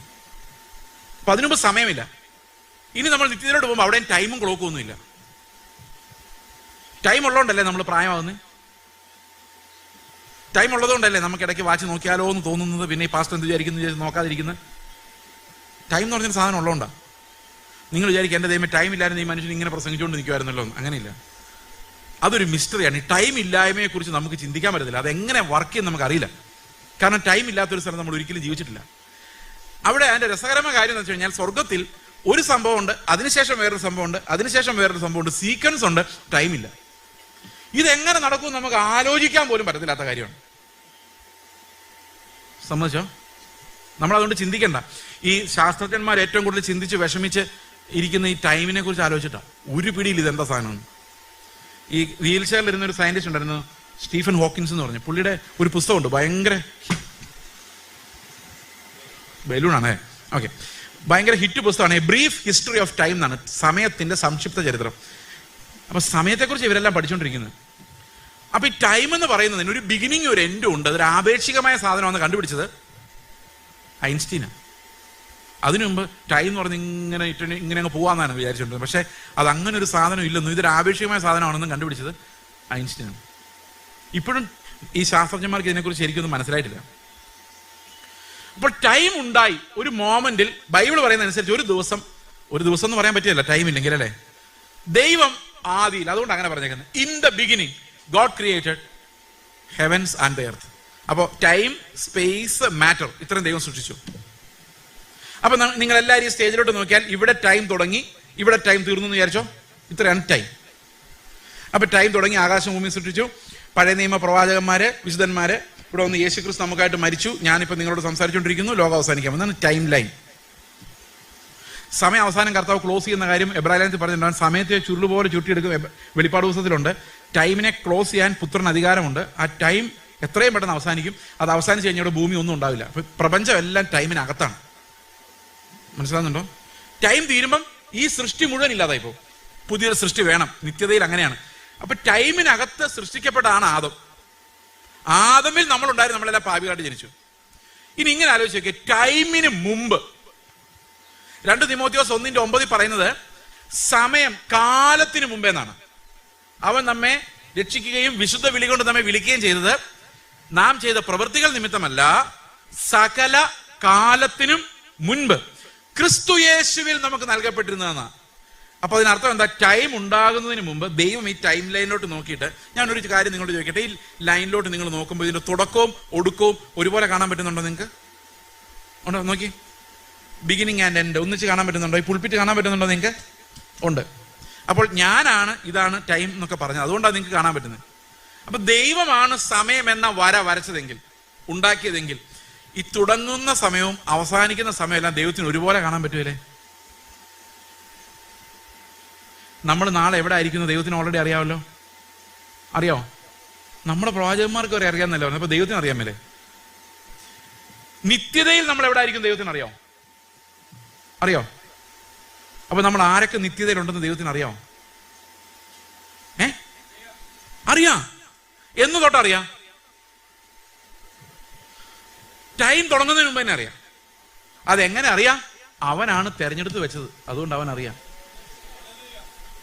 അപ്പൊ ആദമിലാണെന്ന് ഓർത്തോണ്ട് നമ്മൾ വിഷമിക്കേണ്ട. അതിനു മുമ്പ് കിട്ടിയ ഒരു സ്റ്റാറ്റസ് നമുക്ക് നിത്യമായിട്ടുണ്ട്. അതെന്താണെന്നറിയോ? ക്രിസ്തുവിൽ. അതാണ് we were all elected in Christ.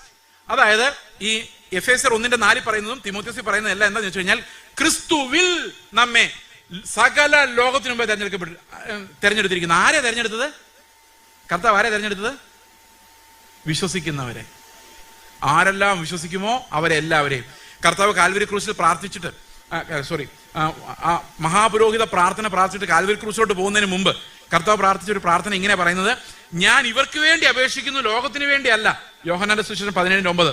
നീ എനിക്ക് തന്നിട്ടുള്ളവർ നിനക്കുള്ളവരായതുകൊണ്ട് അവർക്ക് വേണ്ടി അത്ര ഞാൻ അപേക്ഷിക്കുന്നു പറഞ്ഞിട്ട് 20ാമത്തെ വാക്യത്തിൽ പറയാണ്, ഇവർക്ക് വേണ്ടി മാത്രമല്ല, ഇവരുടെ വചനത്താൽ എന്നിൽ വിശ്വസിക്കാനിരിക്കുന്ന സകലർക്കും വേണ്ടി ഞാൻ അപേക്ഷിക്കുന്നു. അപ്പോ 2000 വർഷങ്ങൾക്ക് മുമ്പ് കർത്താവ് കാൽവരി ക്രൂശിലോട്ട് പോകുന്നതിന് മുമ്പ് നമുക്ക് വേണ്ടി കർത്താവ് പ്രാർത്ഥിച്ചിട്ടുണ്ടോ? അപ്പൊ ആദ്യം നമുക്ക് വേണ്ടി പിതാവിനോട് പ്രാർത്ഥിച്ച ആൾ ആരാ? കർത്താവാ. അതുകൊണ്ടാണ് നമ്മളൊക്കെ രക്ഷിക്കപ്പെട്ടത്. അതിന്റെ കാരണം നമ്മുടെ പേര് പിതാവിന്റെ അടുക്കൽ കർത്താവ് കൊടുത്തിരുന്നു. ഞാൻ ഇത്രയും പേർക്ക് വേണ്ടിയാണ് മരിക്കുന്നത്, ഇവരെല്ലാം എന്നിൽ വിശ്വസിക്കാനുള്ളവരാണ്, ഇവരെല്ലാവരെയും രക്ഷിച്ചേക്കണം എന്ന് കർത്താവ് പിതാവിനോട് പ്രാർത്ഥിച്ചിട്ടാണ്. അപ്പൊ നമ്മൾ എവിടെ ഉണ്ട്? ഈ ദൈവത്തിന്റെ പ്ലാനിലുണ്ട്. ആരൊക്കെ ഉണ്ടെന്ന് വെച്ച് കഴിഞ്ഞാൽ, ആരെല്ലാം വിശ്വസിക്കുവോ അവരെല്ലാവരും ഉണ്ട്. ഒരാൾ വന്നിട്ട് വിശ്വസിക്കുമ്പോൾ പറയാണ്, നീ വിശ്വസിച്ചോ, പക്ഷെ നീ ലിസ്റ്റിലില്ല എന്ന് കർത്താവ് ഒരിക്കലും പറയില്ല. അവനെ വിളിച്ചപേക്ഷിക്കുന്ന ഏവനും. അപ്പൊ ദൈവത്തിന് ഇത് മുൻകൂട്ടി അറിയാം. ദൈവം ആ തെരഞ്ഞെടുപ്പ്, ആ മുന്നറിവിൽ, ദൈവത്തിന്റെ തെരഞ്ഞെടുപ്പിൽ നമ്മളെല്ലാവരും ക്രിസ്തുവിലുണ്ട്. ഈ ക്രിസ്തുവിലുണ്ടെന്നുള്ളത് ഞാനൊരു എക്സാമ്പിൾ വഴി കാണിച്ചു തരാം. ഓക്കെ, ഇതെന്റെ പേഴ്സാണ്. ഓക്കെ, ഈ പേഴ്സിനകത്ത് ഞാനൊരു കാർഡ് എടുത്തു. ഓക്കെ, ഇപ്പൊ ഈ കാർഡ് ഞാൻ ഈ പേഴ്സിൽ വെക്കുകയാണ്. ഓക്കെ, കണ്ടല്ലോ എല്ലാവരും? അപ്പൊ ഈ കാർഡ് എവിടെ ഉണ്ട്? പേഴ്സിലുണ്ട്. ഈ പേഴ്സുമായിട്ട് ഞാൻ എവിടെ പോയാലും ആ കാർഡ് എൻ്റെ കൂടെ പോരും. എന്തുകൊണ്ട് പോരും? അത് പേഴ്സിലുള്ളത് കൊണ്ട് പോരും. ഞാനിവിടുന്ന് ട്രെയിനിൽ കയറിയാൽ ഈ കാർഡ് ട്രെയിനിൽ കയറും. ഞാൻ കാറിൽ കയറുമ്പോൾ ഈ കാറിൽ കയറും. അപ്പൊ കർത്താവിൽ നമ്മൾ ഉണ്ടെങ്കിൽ കർത്താവ് എവിടെ പോയാലും, അപ്പൊ കർത്താവ് കാൽവരി ക്രൂശിൽ കയറിയപ്പോ നമ്മൾ എവിടെയായിരുന്നു? കാൽവരി ക്രൂശിൽ അവന്റെ കൂടെ ആയിരുന്നു. അതുകൊണ്ടല്ലേ അവനോട് കൂടെ നാം ക്രൂശിക്കപ്പെട്ടിരിക്കുന്നു എന്ന് പറയുന്നത്. നമ്മൾ അവന്റെ മരണത്തിൽ എങ്ങനെയാ പങ്കാളിയായത്? യേശു കർത്താവ് കാൽവരി ക്രൂശിൽ മരിക്കുമ്പോൾ നമ്മളൊന്നും ജനിച്ചിട്ട് പോലും ഇല്ല, പക്ഷെ നമ്മുടെ മരണമാണ് അവൻ അവിടെ മരിക്കുന്നത്. ഒന്ന് വിശ്വസിച്ച് നോക്കി, അത് കാണാത്ത കാര്യം. ആ 3 ക്രൂശിൽ, അപ്പുറത്തെ ക്രൂശിൽ ഇപ്പുറത്തെ ക്രൂശിൽ ഓരോ കള്ളന്മാർ മരിച്ചു, നടുവിൽ കർത്താവ് മരിച്ചു എന്ന് ലോകത്തിന് മുഴുവൻ അറിയാം. പക്ഷെ ആരും കാണാത്ത ഒരു കാര്യമുണ്ട്, ആ നടുക്കത്തെ ക്രൂശിൽ എന്നെ പോലെയുള്ള ലക്ഷക്കണക്കിന് കള്ളന്മാരാണ് മരിച്ചത്. മരിച്ചെന്ന് വിശ്വാസമുണ്ടോ?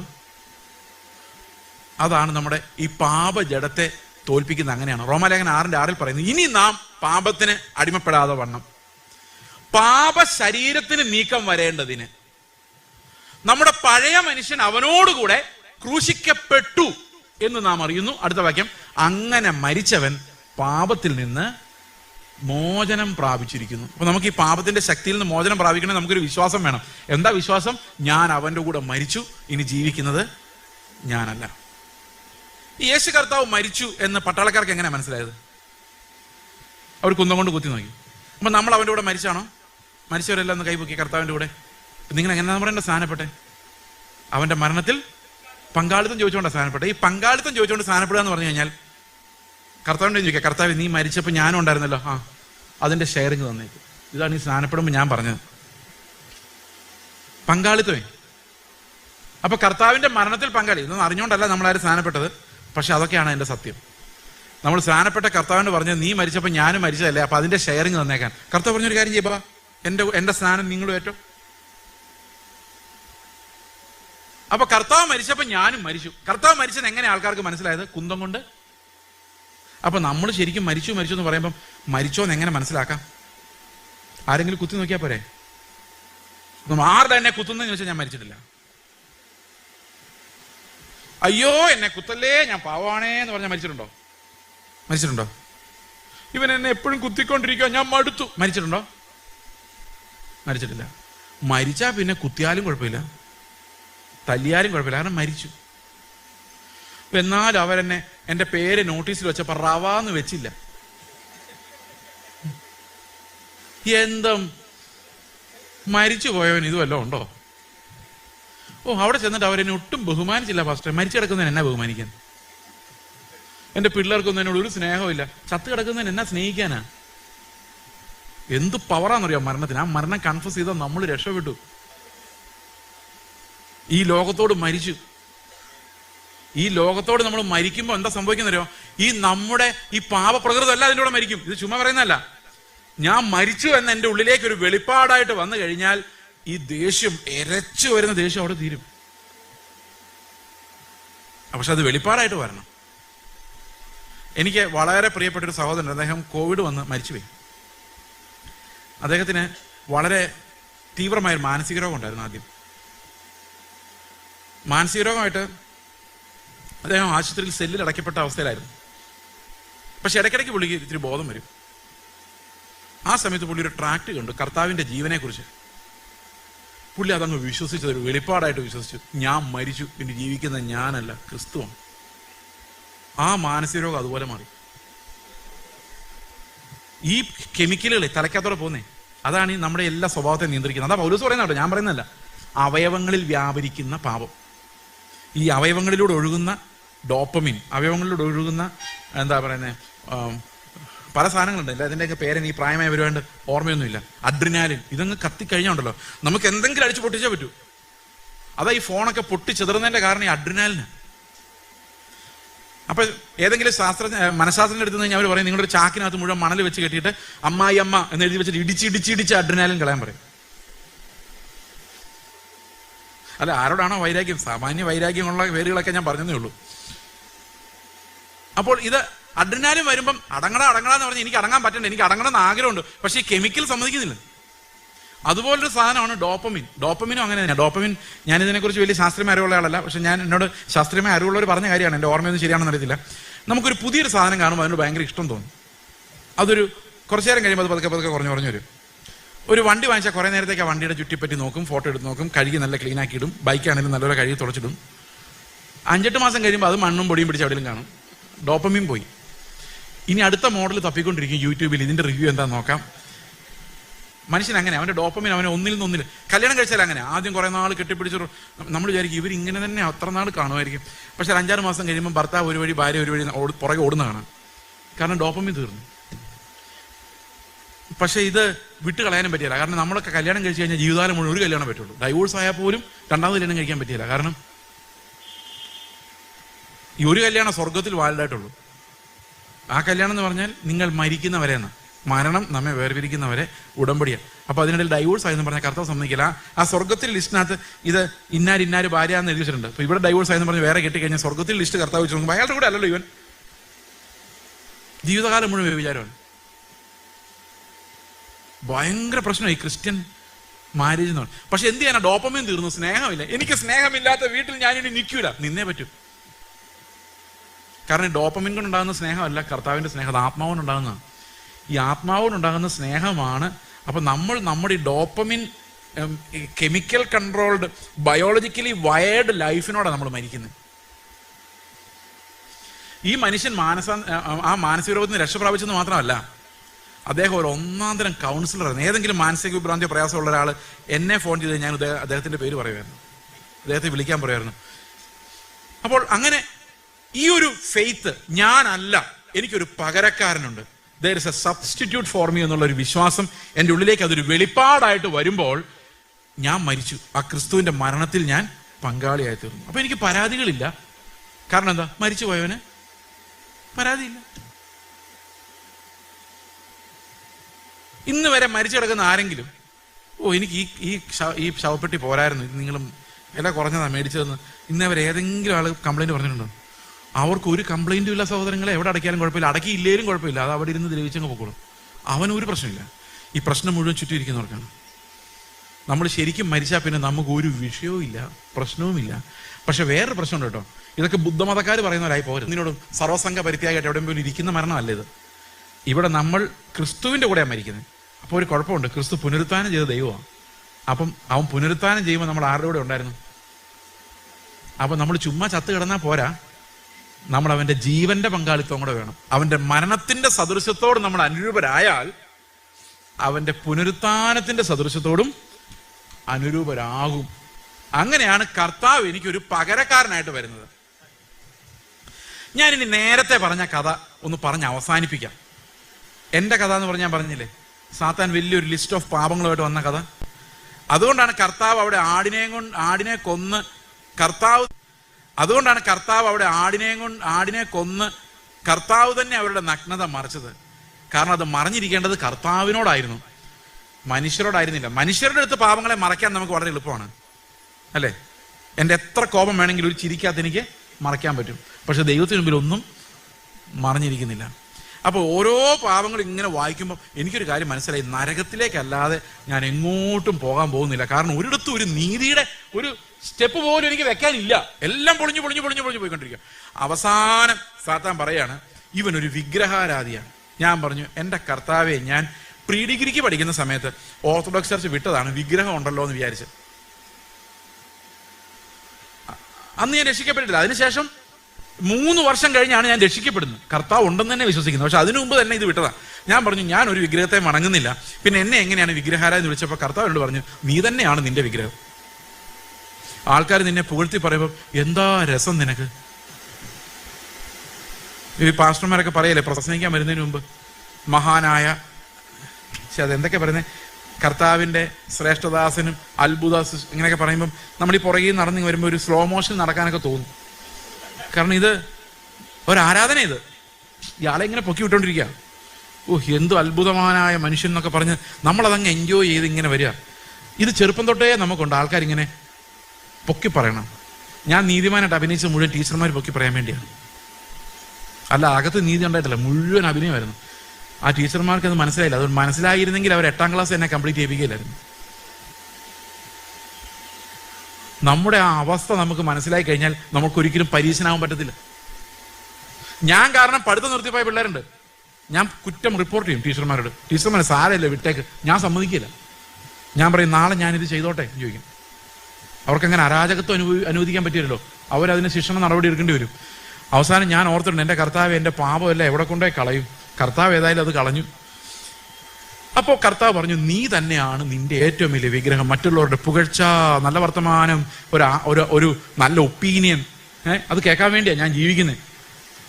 അപ്പൊ ഇതിനോടെല്ലാം മരിച്ചാൽ മാത്രം. അപ്പൊ ഞാൻ കർത്താവിനോട് പറഞ്ഞു, എൻ്റെ കർത്താവെ, ഒന്നും എൻ്റെ ഉള്ളിലില്ല, എത്രയും പെട്ടെന്ന് എന്നെ നരകത്തിലോട്ട് വിട്ടിട്ട് നീ അടുത്ത ആളുടെ അടുത്തോട്ട് പോക്കോ. കാരണം നിന്റെ മുമ്പിൽ നിൽക്കാൻ എനിക്കൊരു യോഗ്യതയുമില്ല. എന്നെ തകർത്ത് തരിപ്പണമാക്കി. അന്ന് ഞാൻ കരച്ചിൽ എനിക്ക് ഓർമ്മയുണ്ട്. ഈ കോടതി സീനൊന്നും എനിക്ക് ഓർമ്മയില്ല കേട്ടോ, അതിന്റെ തിയോളജിയാണ് ഞാൻ പറഞ്ഞത്. പക്ഷേ എനിക്ക് രക്ഷപ്പെടാൻ പറ്റാത്ത പാപിയാണെന്ന് എൻ്റെ കർത്താവ് എൻ്റെ ഉള്ളിൽ പറഞ്ഞു. അത് 94 ഞാൻ കേട്ടതാണ്. കർത്താവിന്റെ കൃപയില്ലാതെ ഒരു മോമെന്റ് പോലും നമുക്ക് നീതിമാനെന്ന് വിളിക്കപ്പെടാൻ പോലുമുള്ള യോഗ്യത ഇല്ല എന്നുള്ള കാര്യം, അത് ഇന്നും അങ്ങനെ തന്നെ എൻ്റെ ഉള്ളിൽ കിടപ്പുണ്ട്. ഓക്കെ, അപ്പോൾ കർത്താവ് എന്നോട് പറഞ്ഞു, നിന്നെ ഞാൻ നരകത്തിലും വിടുന്നില്ല, നിന്നെ ഞാൻ വെറുതെ വിട്ടിരിക്കുന്നു. അപ്പൊ ഞാൻ ചോദിച്ചു, കർത്താവ്, ഇത്രയും നീതിമാനായ നീ, ഞാനൊരു പൊട്ട നീതിമാനായ ഞാൻ ഒരുത്തനെ വെറുതെ വിട്ടിട്ടില്ല. പക്ഷെ ഇത്രയും വലിയ നീതിമാനായ നീ എങ്ങനെയാണ് നിന്റെ വിരോധിയും ശത്രുവും വേറൊരു രാജ്യവും നീതിയും സ്ഥാപിക്കാൻ ശ്രമിച്ച, നിന്റെ ജഡ്ജിയുടെ സിംഹാസനത്തിൽ കയറിയിരുന്ന് വിധി പ്രസ്താവിക്കാൻ ശ്രമിച്ച ഒരു റിബലായ എന്നെ നീ എങ്ങനെയാണ് വെറുതെ വിടുന്നത് എന്ന് ചോദിച്ചപ്പോൾ കർത്താവ് പറഞ്ഞു, 2000 വർഷങ്ങൾക്കും എൻ്റെ പുത്രൻ പീലാത്തോസിന് മുമ്പിൽ നിൽക്കുമ്പോൾ പീലാത്തോസ് അവനോട് പറഞ്ഞു, എനിക്ക് നിന്നെ വിടുതൽ ചെയ്യാനുള്ള അധികാരമുള്ളവനാണ് ചോദിക്കുന്നത്, നീ എന്തെങ്കിലും ചെയ്തിട്ടുണ്ടോ എന്ന് ചോദിച്ചപ്പോൾ കർത്താവ് നിശബ്ദത പാലിച്ചത് എന്തിനാണെന്നറിയാമോ? അവൻ അന്നേരം ഓർത്തു, നീ ഒരു ദിവസം ഇങ്ങനെ നിസ്സഹായനായിട്ട് നിൽക്കും, ഞാൻ അവന് വേണ്ടി മരിച്ചേക്കാം എന്ന് കർത്താവ് 2000 വർഷങ്ങൾക്ക് മുമ്പ് നിശബ്ദനായി മരണത്തെ സ്വീകരിച്ചത് കൊണ്ട് നിന്നെ ഞാൻ വെറുതെ വിട്ടിരിക്കുന്നു. എനിക്ക് ഭയങ്കര ആനന്ദമുണ്ടായി. നിങ്ങൾക്കറിയാമോ, ഈ 28 വർഷങ്ങൾക്ക് ശേഷം ഞാൻ സ്തോത്രം ചെയ്യുമ്പം ഒറ്റ കാര്യം പറയുന്നത്, എൻ്റെ കർത്താവെ, അയോഗ്യനായ എന്നെ പുത്രന്റെ ജീവൻ തന്ന് രക്ഷിക്കാൻ മാത്രം നിന്റെ കരുണ എത്ര വലുതായിരിക്കുന്നു. വേറൊന്നും ആലോചിക്കാനില്ല. ശരിക്കും പറഞ്ഞാൽ വേറൊന്നും ഒരു ബ്ലെസ്സിങ് അല്ല. നമ്മൾ ഈ ലോകത്ത് കിട്ടുന്ന എല്ലാം നമുക്ക് ഇട്ടിരുന്നിട്ട് പോകേണ്ടി വരും. ഏത് സമയത്തും പോകേണ്ടി വരുമെന്ന് കോവിഡ് നമ്മളെ പഠിപ്പിച്ചതാണ്, അല്ലേ? ഏത് സമയത്തും. പക്ഷെ നിലനിൽക്കുന്ന ഒന്നുണ്ട്, ഒരിക്കലും മാറാത്ത ഒന്നുണ്ട്. അത് കർത്താവ് നമുക്ക് നിത്യമായി തന്ന രക്ഷയാണ്. നമ്മൾ സ്തോത്രം ചെയ്യുമ്പോൾ അതാ ഓർമ്മ വരേണ്ടത്, എനിക്ക് വേണ്ടി എൻ്റെ സ്ഥാനത്ത് കർത്താവ് കാൽവരി ക്രൂശിൽ എനിക്ക് വേണ്ടി മരിക്കുന്നു. അപ്പോൾ ആ ഒരു മരണത്താൽ ഞാൻ പാപം കണക്കിടപ്പെടാത്തവനായി ഭാഗ്യവാനായി രക്ഷപ്പെട്ടവനാണ്. അപ്പോൾ യേശുക്രിസ്തുവിന്റെ യാഗത്തിന്റെ ഒരു പ്രത്യേകതയുണ്ട്. ആ പ്രത്യേകത എന്താണെന്ന് വെച്ച് കഴിഞ്ഞാൽ, അത് ഒരിക്കലായി അർപ്പിക്കപ്പെട്ട യാഗമാണ്. ഈ ഒരിക്കലായി അർപ്പിക്കപ്പെടുന്ന യാഗം ആവർത്തിച്ച് കഴിക്കുന്ന യാഗങ്ങളും തമ്മിൽ വ്യത്യാസമുണ്ട്. അപ്പോൾ ഓർത്തഡോക്സ് ചർച്ചിൽ ഞങ്ങൾ പോയിക്കൊണ്ടിരുന്ന സമയത്ത് അവിടെ ആവർത്തിക്കപ്പെടുന്ന യാഗങ്ങളാണ് കുമ്പസാരിക്കുക, കുർബാന കൈക്കൊള്ളുക. പെന്തക്കോസ്തിൽ ഇപ്പം അങ്ങനെ ആയിട്ടുണ്ട് കേട്ടോ. പാപങ്ങൾ ഏറ്റുപറഞ്ഞ് കരഞ്ഞ് നിലവിളിച്ച് കർത്തൃമേശ എടുക്കുക, ഇപ്പൊ ക്ലീനായി. അപ്പൊ കർത്താവ് വന്ന സ്വർഗത്തിൽ പോകും. പിന്നെ 2 ആഴ്ച കഴിയുമ്പോൾ പിന്നെയും പഴയ പോലെ പാപവും. കർത്തൃമേശ എടുക്കുന്ന സമയത്ത് പാസ്റ്റർ പറയും, അടി കിട്ടാതിരിക്കണമെങ്കിൽ കരഞ്ഞോളാൻ പറയും, കരയും, പ്രാർത്ഥിക്കും, കർത്തൃമേശ എടുക്കും. അങ്ങനെയാണ് കത്തോലിക്കർ തുടങ്ങിയത്. ഇപ്പൊ കത്തോലിക്കർ പാവമോചനത്തിനുള്ള ശുശ്രൂഷയാക്കി അത് മാറ്റി. അപ്പൊ നമ്മൾ ഓർത്തഡോക്സ് ചർച്ചിലാണെങ്കിൽ അവസാനം മരിക്കാൻ കിടക്കുന്ന നേരത്ത് അച്ഛൻ വന്ന് ഒടുക്കത്തെ ഒപ്രൂഷ്മ എന്ന് പറഞ്ഞ് ലാസ്റ്റ് കുർബാന തരും. ഈ ലാസ്റ്റ് കുർബാന തരുമ്പോൾ അതുവരെയുള്ള പാവങ്ങളെല്ലാം ക്ഷമിച്ചു എന്നതിൻ്റെ അർത്ഥം. ദൈവം എല്ലാം ക്ഷമിച്ചു. അപ്പൊ ഞാൻ മരിച്ചും പോയി. പക്ഷെ മരിക്കുന്നതിന് മുമ്പ് ഞാൻ ഈ പിശുക്കനും പൈസാക്കൊതിയനും ആയതുകൊണ്ട് ഈ അച്ഛൻ എത്ര പൈസയും കൊണ്ട് പോയി കാണുമെന്നായിരുന്നു എൻ്റെ ആലോചന. അപ്പൊ ആ ഒരു പാപം കിടപ്പുണ്ട്, ബാക്കിയെല്ലാം ക്ഷമിച്ചു. ഞാൻ മരിച്ചും പോയി. ഞാൻ എവിടെ പോകും? ഒരു പാപം ചെയ്താലും നരകത്തിലേ പോകുള്ളൂ. അപ്പൊ ഇത്രയും കുർബാനകളെല്ലാം വെറുതെ ആയി. പക്ഷെ ഒരവസരമുണ്ട്, 9-ാം ദിവസം അച്ഛൻ വന്ന് ഒരു കുർബാനകൾ നടത്തും. അപ്പൊ ഇടയ്ക്കുള്ള ഗ്യാപ്പ് അവിടെ കവറായില്ലേ? കവറായല്ലോ, കവറായി. അപ്പൊ ഞാൻ സ്വർഗത്തിൽ പോയോ? അറിയത്തില്ല. 40-ാം ദിവസം അച്ഛൻ പിന്നെയും വരും. അതിനർത്ഥം എന്താ? പോയോ ഇല്ലയോ എന്ന് ആർക്കും അറിയത്തില്ല. 1 വർഷം കഴിയുമ്പോൾ പിന്നെയും വരും. അപ്പോഴും അച്ഛനും അറിയത്തില്ല, നമുക്കും അറിയത്തില്ല, കൂടെ ഇരിക്കുന്നവർക്ക് അറിയത്തില്ല ഇയാൾ പോയോ ഇല്ലയോ, പോകുമോ, ഇതൊരു 50 വർഷം നടത്തിയാൽ എന്തെങ്കിലും പ്രയോജനം ഉണ്ടോ, ഒന്നും അറിയത്തില്ല. ഈ ആവർത്തിക്കപ്പെടുന്ന യാഗങ്ങൾ നമ്മൾ പറയുന്നത് ഇതിനൊന്നും ഒരു ഉറപ്പുമില്ല എന്നാണ്. മനസ്സിലായ? ഒരു സ്ക്രൂ ടൈറ്റ് ചെയ്ത ശേഷം പിന്നെയും അയാൾ സ്ക്രൂ ടൈറ്റ് ചെയ്തുകൊണ്ടിരിക്കുകയാണ്. അർത്ഥം എന്താ? ശരിയായിട്ടില്ല എന്നല്ലേ എൻ്റെ അർത്ഥം. സ്ക്രൂ എവിടെ പൊട്ടിയിട്ടുണ്ട്, അത് മുറുകുന്നില്ല. അപ്പോൾ എബ്രായ ലേഖനത്തിൽ പൗലോസ് ചോദിക്കുകയാണ്, പൗലോസാണ് ഞാൻ വിശ്വസിക്കുന്നു, ചോദിക്കുകയാണ്, ഈ പാപം ഒരിക്കൽ പരിഹരിക്കപ്പെട്ടാൽ പിന്നെ വീണ്ടും വീണ്ടും അർപ്പിക്കേണ്ട ആവശ്യമുണ്ടോ? വീണ്ടും വീണ്ടും അത് പാപിയാന്നുള്ള ബോധമല്ലേ കൊണ്ടുവരുന്നുള്ളൂ എന്ന് ചോദിക്കുന്നുണ്ട്. അപ്പൊ യേശുക്രിസ്തു ഒരിക്കലായി കഴിച്ച ശരീരയാഗം എങ്ങനെയാണ് നമ്മളെ രക്ഷിക്കുന്നത് എന്നുള്ളൊരു ചോദ്യമാണ് നമ്മൾ അവസാനമായിട്ട് ചോദിക്കാൻ പോകുന്നത്. അതെങ്ങനെയാന്ന് ചോദിച്ചു കഴിഞ്ഞാൽ, എബ്രായ ലേഖനം വായിക്കുമ്പോൾ നമ്മൾ അതിന്റെ 13-ാം അധ്യായത്തിൽ കാണുന്നുണ്ട്. ഞാനത് വിശദമായിട്ട് വായിക്കുന്നില്ല, നമ്മൾ അവസാനിപ്പിക്കാൻ പോകുന്നുണ്ട്. രക്തത്തെ അർപ്പിക്കാൻ വേണ്ടി, അതായത് ദേവാലയത്തിൽ അർപ്പിക്കുന്ന പുരോഹിതൻ ആ ഉടൽ, ആ മൃഗത്തിന്റെ ഉടൽ എവിടെ ഇട്ടാ ചുട്ട് കളയുന്നേ? പാളയത്തിന് പുറത്തിട്ട് ചുട്ട് കളയുന്നത്. അപ്പൊ ശരീരം എവിടെ നുറുക്കപ്പെടുന്നത്? പാളയത്തിന് പുറത്ത്. രക്തം എവിടെ അർപ്പിക്കപ്പെടുന്നത്? ദേവാലയത്തിൽ. അതുപോലെ യേശുക്രിസ്തുവിന്റെ യാഗത്തെക്കുറിച്ച് 9-ാം അധ്യായത്തിൽ പറയുന്നത്, യേശുക്രിസ്തു നഗരവാതിൽക്കൽ വെച്ച്, നഗരത്തിന് വെളിയിൽ വെച്ച് കഷ്ടം അനുഭവിക്കുമ്പോൾ, ശരീരം നുറുക്കപ്പെടുമ്പോൾ ഈ കർത്താവ് എന്ത് ചെയ്യുമായിരുന്നറിയോ? ആ സമയത്ത് അവൻ 9-ാം അധ്യായം എബ്രായ ലേഖനം 9-ാം അധ്യായത്തിൽ പറയുന്നു, വലിപ്പവും ഭൂമിക്ക് വെളിയിലായതുകൊണ്ടും ഭൂമിയിൽ നിൽക്കുന്ന ആർക്ക് വേണമെങ്കിലും സൂര്യനെ കാണാമെന്ന് പറയുന്ന പോലെ നമ്മളെല്ലാവരും ടൈമിലുള്ളവരായിരിക്കുമ്പോൾ തന്നെ ഈ രക്തം അർപ്പിക്കപ്പെട്ടത് നിത്യതയിലായതുകൊണ്ട് നമ്മൾ ഏത് സമയത്ത് നോക്കിയാലും ആ രക്തം നമ്മുടെ പാപങ്ങൾക്ക് പര്യാപ്തമായ ഒരർപ്പണമായി പിതാവിന്റെ മുമ്പിലുണ്ട്. അവന്റെ രക്തം ഇന്നും നമ്മോട് ഗുണകരമായി സംസാരിച്ചുകൊണ്ടിരിക്കുന്നു. ആ രക്തത്താൽ നമുക്ക് എന്നേക്കുമായിട്ടുള്ളൊരു പാപമോചനം സാധിച്ചിരിക്കുന്നു. ഏത് സമയത്തും നമുക്ക് ആ രക്തത്തിൽ നിന്ന് ശുദ്ധം പാപമോചനമുണ്ട് എന്നുള്ളത് കൊണ്ട് തന്നെ നമ്മൾ നമ്മുടെ പാപങ്ങൾ മോചിക്കാൻ വേണ്ടി ഒന്നും ചെയ്യേണ്ടതില്ല. പുത്രനെ നോക്കിയാൽ മാത്രം മതി. അവന്റെ രക്തം സകല പാപവും പോക്കി നമ്മെ ശുദ്ധീകരിച്ചിരിക്കുന്നു. സകല മത അഭ്യാസങ്ങളിൽ നമ്മളെ വിടുവിച്ചിരിക്കുന്നു. ഇനി ദൈവത്തിനും മനുഷ്യരുടെ ഇടയിൽ ജീവിച്ചിരിക്കുന്നവരോ മരിച്ചവരോ ആയ പാസ്റ്റർമാരോ പുണ്യാളന്മാരോ മത ഗുരുക്കന്മാരോ ആരുടെയും ആവശ്യമില്ല. കാരണം ക്രിസ്തുവിലൂടെ ഏത് സമയത്തും പിതാവിന്റെ അടുക്കിലേക്ക് ചെല്ലുവാനുള്ള അവകാശവും. ഇനി ഒരു കാര്യം ഉണ്ട്, കർത്താവ് നമുക്ക് വേണ്ടി മരിച്ചപ്പോൾ നമ്മൾ അവന്റെ കൂടെ മരിച്ചു. അവൻ പുനരുത്ഥാനം ചെയ്തപ്പോൾ നമ്മൾ ആ പുനരുത്ഥാനത്തോട് ഏകീഭവിക്കപ്പെട്ടു. അതുകൊണ്ടാണ് പൗലോസ് പറയുന്നത്, അവന്റെ മരണത്തോടും പുനരുത്ഥാനത്തോടും ഞങ്ങൾ ഏകീഭവിച്ചവരാകണം. അപ്പൊ ഓരോ നിമിഷവും ഞാൻ എന്താ ചെയ്യുന്നതെന്ന് ചോദിച്ചു കഴിഞ്ഞാൽ, വിശ്വാസത്താൽ ഞാൻ പറയാണ്, ഞാനല്ല ക്രിസ്തു അത്രേ ജീവിക്കുന്നത്. അവന്റെ മരണത്തോടും പുനരുത്ഥാനത്തോടും ഓരോരോ മോമെന്റിലും ഞാൻ പുതുതായി പുതുക്കപ്പെട്ടുകൊണ്ടേയിരിക്കുകയാണ്. ഈ പുതുക്കപ്പെടുന്ന പുതിയ മനുഷ്യൻ. അപ്പൊ പൗലോസ് പറയാണ്, കഴിഞ്ഞ മോമെന്റ് വരെയുള്ളത് ഞാൻ മറന്നു. എന്തുകൊണ്ട് മറന്നു ചോദിച്ചാൽ, ഞാനിപ്പോ പുതുക്കപ്പെട്ടു. ഓരോ സമയത്തും ഞാനല്ല ക്രിസ്തു അത്രേ, ഞാനല്ല ക്രിസ്തു അത്രേ. അവസാനം ആ ക്രിസ്തുവിന്റെ സ്വഭാവത്തിലേക്ക് എന്നെ വളർത്താൻ വേണ്ടി കർത്താവ് എന്ത് ചെയ്തു? എന്നെ കർത്താവിൽ തന്നെ തിരഞ്ഞെടുത്തു. അതുകൊണ്ട് അവൻ അനുസരിച്ചപ്പോൾ എന്റെ അനുസരണമായി അത് കണക്കുകൂട്ടി. അവൻ മരിച്ചപ്പോൾ അവൻ എന്റെ മരണമായി കണക്കുകൂട്ടി. അപ്പൊ സ്വർഗത്തിലെ ഒരു വാക്യം കൊണ്ട് വായിക്കാം. 2 കൊരിന്ത്യർ ലേഖനം 5:14 ലാസ്റ്റ് വാക്യം. 2 കൊരിന്ത്യർ ലേഖനം 5:14 പറയുന്നു, ക്രിസ്തുവിന്റെ സ്നേഹം ഞങ്ങളെ നിർബന്ധിക്കുന്നു, ഒരുവൻ എല്ലാവർക്കും വേണ്ടി മരിച്ചിരിക്കെ എല്ലാവരും മരിച്ചു എന്ന് പറഞ്ഞു കഴിഞ്ഞാൽ, യേശുക്രിസ്തു മരിച്ചു, ഒരാൾ എല്ലാവർക്കും വേണ്ടി മരിച്ചപ്പോൾ നമ്മൾ എല്ലാവരും മരിച്ചു എന്ന് പറഞ്ഞു കഴിഞ്ഞാൽ, അവരപ്പൻ പോയി മക്കൾക്ക് ഫീസ് അടച്ചു. കോളേജിൽ 4 പിള്ളേരുണ്ടെന്ന് വിചാരിച്ചു, 4 പേരുടെ ഫീസ് അടച്ചു. ഈ രസീത് വരുമ്പോൾ ആരുടെ പേരിലാണ് വരുന്നത്? നിങ്ങൾ പിള്ളേർക്ക് ഫീസ് അടച്ചു നോക്കിയിട്ടുണ്ട്? ആരുടെ പേരിലാണ് രസീത് വരുന്നത്? നിങ്ങളുടെ പേര് വരികയല്ല. നിങ്ങളുടെ പേരിൽ വന്നാൽ നിങ്ങളുടെ പേര് റോളിലില്ല. പിന്നെ നിങ്ങളുടെ മകന്റെ പേര് വിളിക്കുമ്പോൾ ഫീസ് അടച്ചിട്ടില്ല. അപ്പം ആരുടെ പേര് എഴുതാൻ പറ്റുള്ളൂ? ആ റോളിലുള്ള ആളുടെ പേര് എഴുതാൻ പറ്റുള്ളൂ അല്ലേ? ഓക്കെ. അപ്പൊ മരിക്കൂ എന്നുള്ള റോളിൽ ആരൊക്കെ ഉണ്ടായിരുന്നു? നമ്മളെല്ലാവരും ഉണ്ടായിരുന്നു. ജീവിച്ചിരിക്കുന്നവൻ എന്നുള്ള റോളിൽ കർത്താവ് ഉണ്ടായിരുന്നു. പക്ഷെ അവൻ മരിച്ചപ്പോൾ എന്ത് സംഭവിച്ചെന്നറിയോ? അത് നമ്മുടെ മരണമാണ് മരിച്ചത്. ഇപ്പൊ റെക്കോർഡിങ് നോക്കുമ്പോൾ ഒരുവൻ എല്ലാവർക്കും വേണ്ടി മരിച്ചിരിക്കെ എല്ലാവരും മരിച്ചു. ഇപ്പൊ ചേസ് ജോസഫ് ഓൾറെഡി മരിച്ചു. റെക്കോർഡ് അങ്ങനെ. ഇനി മരിക്കണ്ട. കാരണം എന്റെ പാപത്തിന്റെ ശിക്ഷ കർത്താവിന്റെ മരണത്തിൽ പോയി. I have no death. ഞാൻ ഈ ശരീരം എനിക്ക് നഷ്ടപ്പെടും, പിന്നീട് തിരിച്ചു വരും പുനരുത്ഥാനത്തിൽ. പക്ഷെ എനിക്ക് പാപത്തിന്റെ ശിക്ഷയായ മരണമില്ല, ദൈവത്തിൽ നിന്നുള്ള സെപ്പറേഷൻ ഇല്ല. ഞാൻ എന്നും അവന്റെ സന്നിധിയിൽ തന്നെ ആയിരിക്കുന്നു. മാത്രമല്ല, അവന്റെ ആത്മാവ് ഓരോ ദിവസവും എന്നെ യേശുക്രിസ്തുവിന്റെ പരിജ്ഞാനത്തിലേക്കും വിശുദ്ധിയിലേക്കും രൂപാന്തരപ്പെടുത്തിക്കൊണ്ടിരിക്കുകയും ചെയ്യും. ഇത് ഓരോ ദിവസവും പുതുക്കം പ്രാപിക്കുന്ന പുതിയ മനുഷ്യൻ, ആത്മാവിനാൽ സൃഷ്ടിക്കപ്പെടുന്ന പുതിയ മനുഷ്യൻ. ഈ ജീവിതമാണ് വിശ്വാസ ജീവിതം എന്നുള്ളതുകൊണ്ട് ഉദ്ദേശിക്കുന്നത്. നിങ്ങൾ എത്ര പേര് വിശ്വാസ ജീവിതം നയിക്കുന്നവരാണ്? ഞങ്ങളുടെ പല ആൾക്കാരും ചോദിക്കാറുണ്ട്, നിങ്ങൾ ഈ മിഷണറിമാരൊക്കെ എങ്ങനെ ജീവിക്കുന്നത്? അപ്പൊ ഞാൻ പറയും, ഞാൻ ആദ്യമൊക്കെ പറഞ്ഞുകൊണ്ടിരുന്നത് ഇങ്ങനെയാണ്, ഞങ്ങൾക്ക് വിശ്വാസത്താല ബ്രദറെ ജീവിക്കും എന്ന് പറഞ്ഞ എന്താ അർത്ഥം? പൈസ തരുന്ന വിശ്വാസത്താൽ, രോഗം മാറുന്ന വിശ്വാസത്താൽ. ഇതിനല്ല നമ്മൾ വിശ്വാസ ജീവിതം എന്ന് പറയുന്നത്. ഓക്കെ. അപ്പൊ വിശ്വാസം എന്ന ചൂണ്ടയിട്ടാൽ അതിനറ്റത്ത് എന്താ ഉള്ളത്? പൈസ അല്ലേ? അപ്പൊ വിശ്വസിക്കും ബ്രദറെ, രോഗസൗഖ്യം തരും. അപ്പൊ വിശ്വാസം എന്ന ചൂണ്ടയിട്ടാൽ എന്ത് കിട്ടും? മതിയോ? പോരാ. വിശ്വാസം എന്ന ചൂണ്ടയിട്ടാൽ കർത്താവിനെ കിട്ടണം. അപ്പൊ വിശ്വാസം എന്തായിരിക്കണം? ഞാനല്ല, ഞാൻ മരിച്ചു, ഇനി ജീവിക്കുന്നത് ഞാനല്ല ക്രിസ്തുവാണ്. വീട്ടിലോട്ട് ചെല്ലുമ്പം അന്തരീക്ഷം വളരെ മോശമാണ്, അവിടെ വഴക്കും ബഹളമാണ്. പക്ഷെ ഈ പ്രാവശ്യം ഒരു വ്യത്യാസമുണ്ട്, നമ്മൾ മരിച്ച ജീവിക്കുന്ന ഞാനല്ല ക്രിസ്തുവാണ്. ഈ ഫെയ്ത്താണ് ക്രിസ്തുവിനെ നമുക്ക് നേടിത്തരുന്നത്. അപ്പൊ രക്ഷാകരമായ വിശ്വാസം എന്ന് പറഞ്ഞാൽ ദൈവം എൻ്റെ രോഗം മാറ്റുന്നുള്ള വിശ്വാസമോ പൈസ തരുന്നുള്ള വിശ്വാസമല്ല.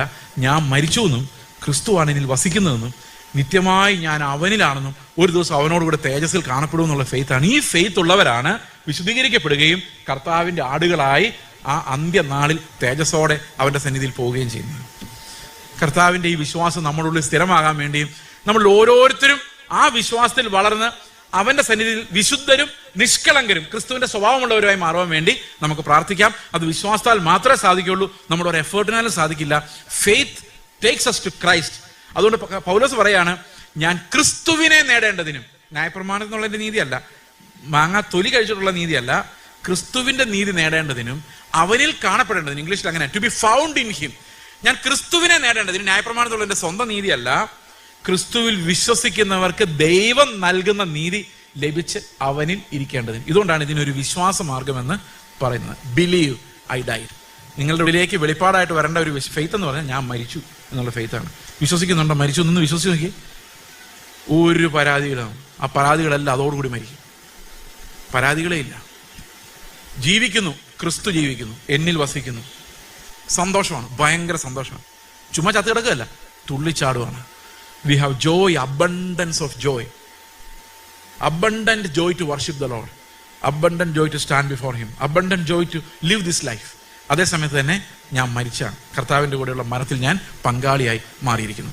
ഞാൻ സ്നാനപ്പെട്ട ശേഷം 7 മാസങ്ങൾക്ക് ശേഷമാണ് എൻ്റെ അപ്പനും അമ്മയും എൻ്റെ അമ്മയുടെ ആങ്ങളെയും ഭാര്യയും മകനും 5 പേര് സ്നാനപ്പെടും. സ്നാനക്കുളത്തിലേക്ക് ഇവർ പോവാണ് ജീപ്പിൽ ഇങ്ങനെ പോകുന്ന വഴിക്ക് അയൽവക്കത്തുള്ളൊരു ഹൈന്ദവ സഹോദരി ഈ ജീപ്പിനകത്ത് കയറി സ്നാനപ്പെട്ട് ഓരോരുത്തർ സ്നാനപ്പെട്ട അവസാനം എൻ്റെ ആൻറ്റി അവസാനമാണ് സ്നാനപ്പെട്ടത്.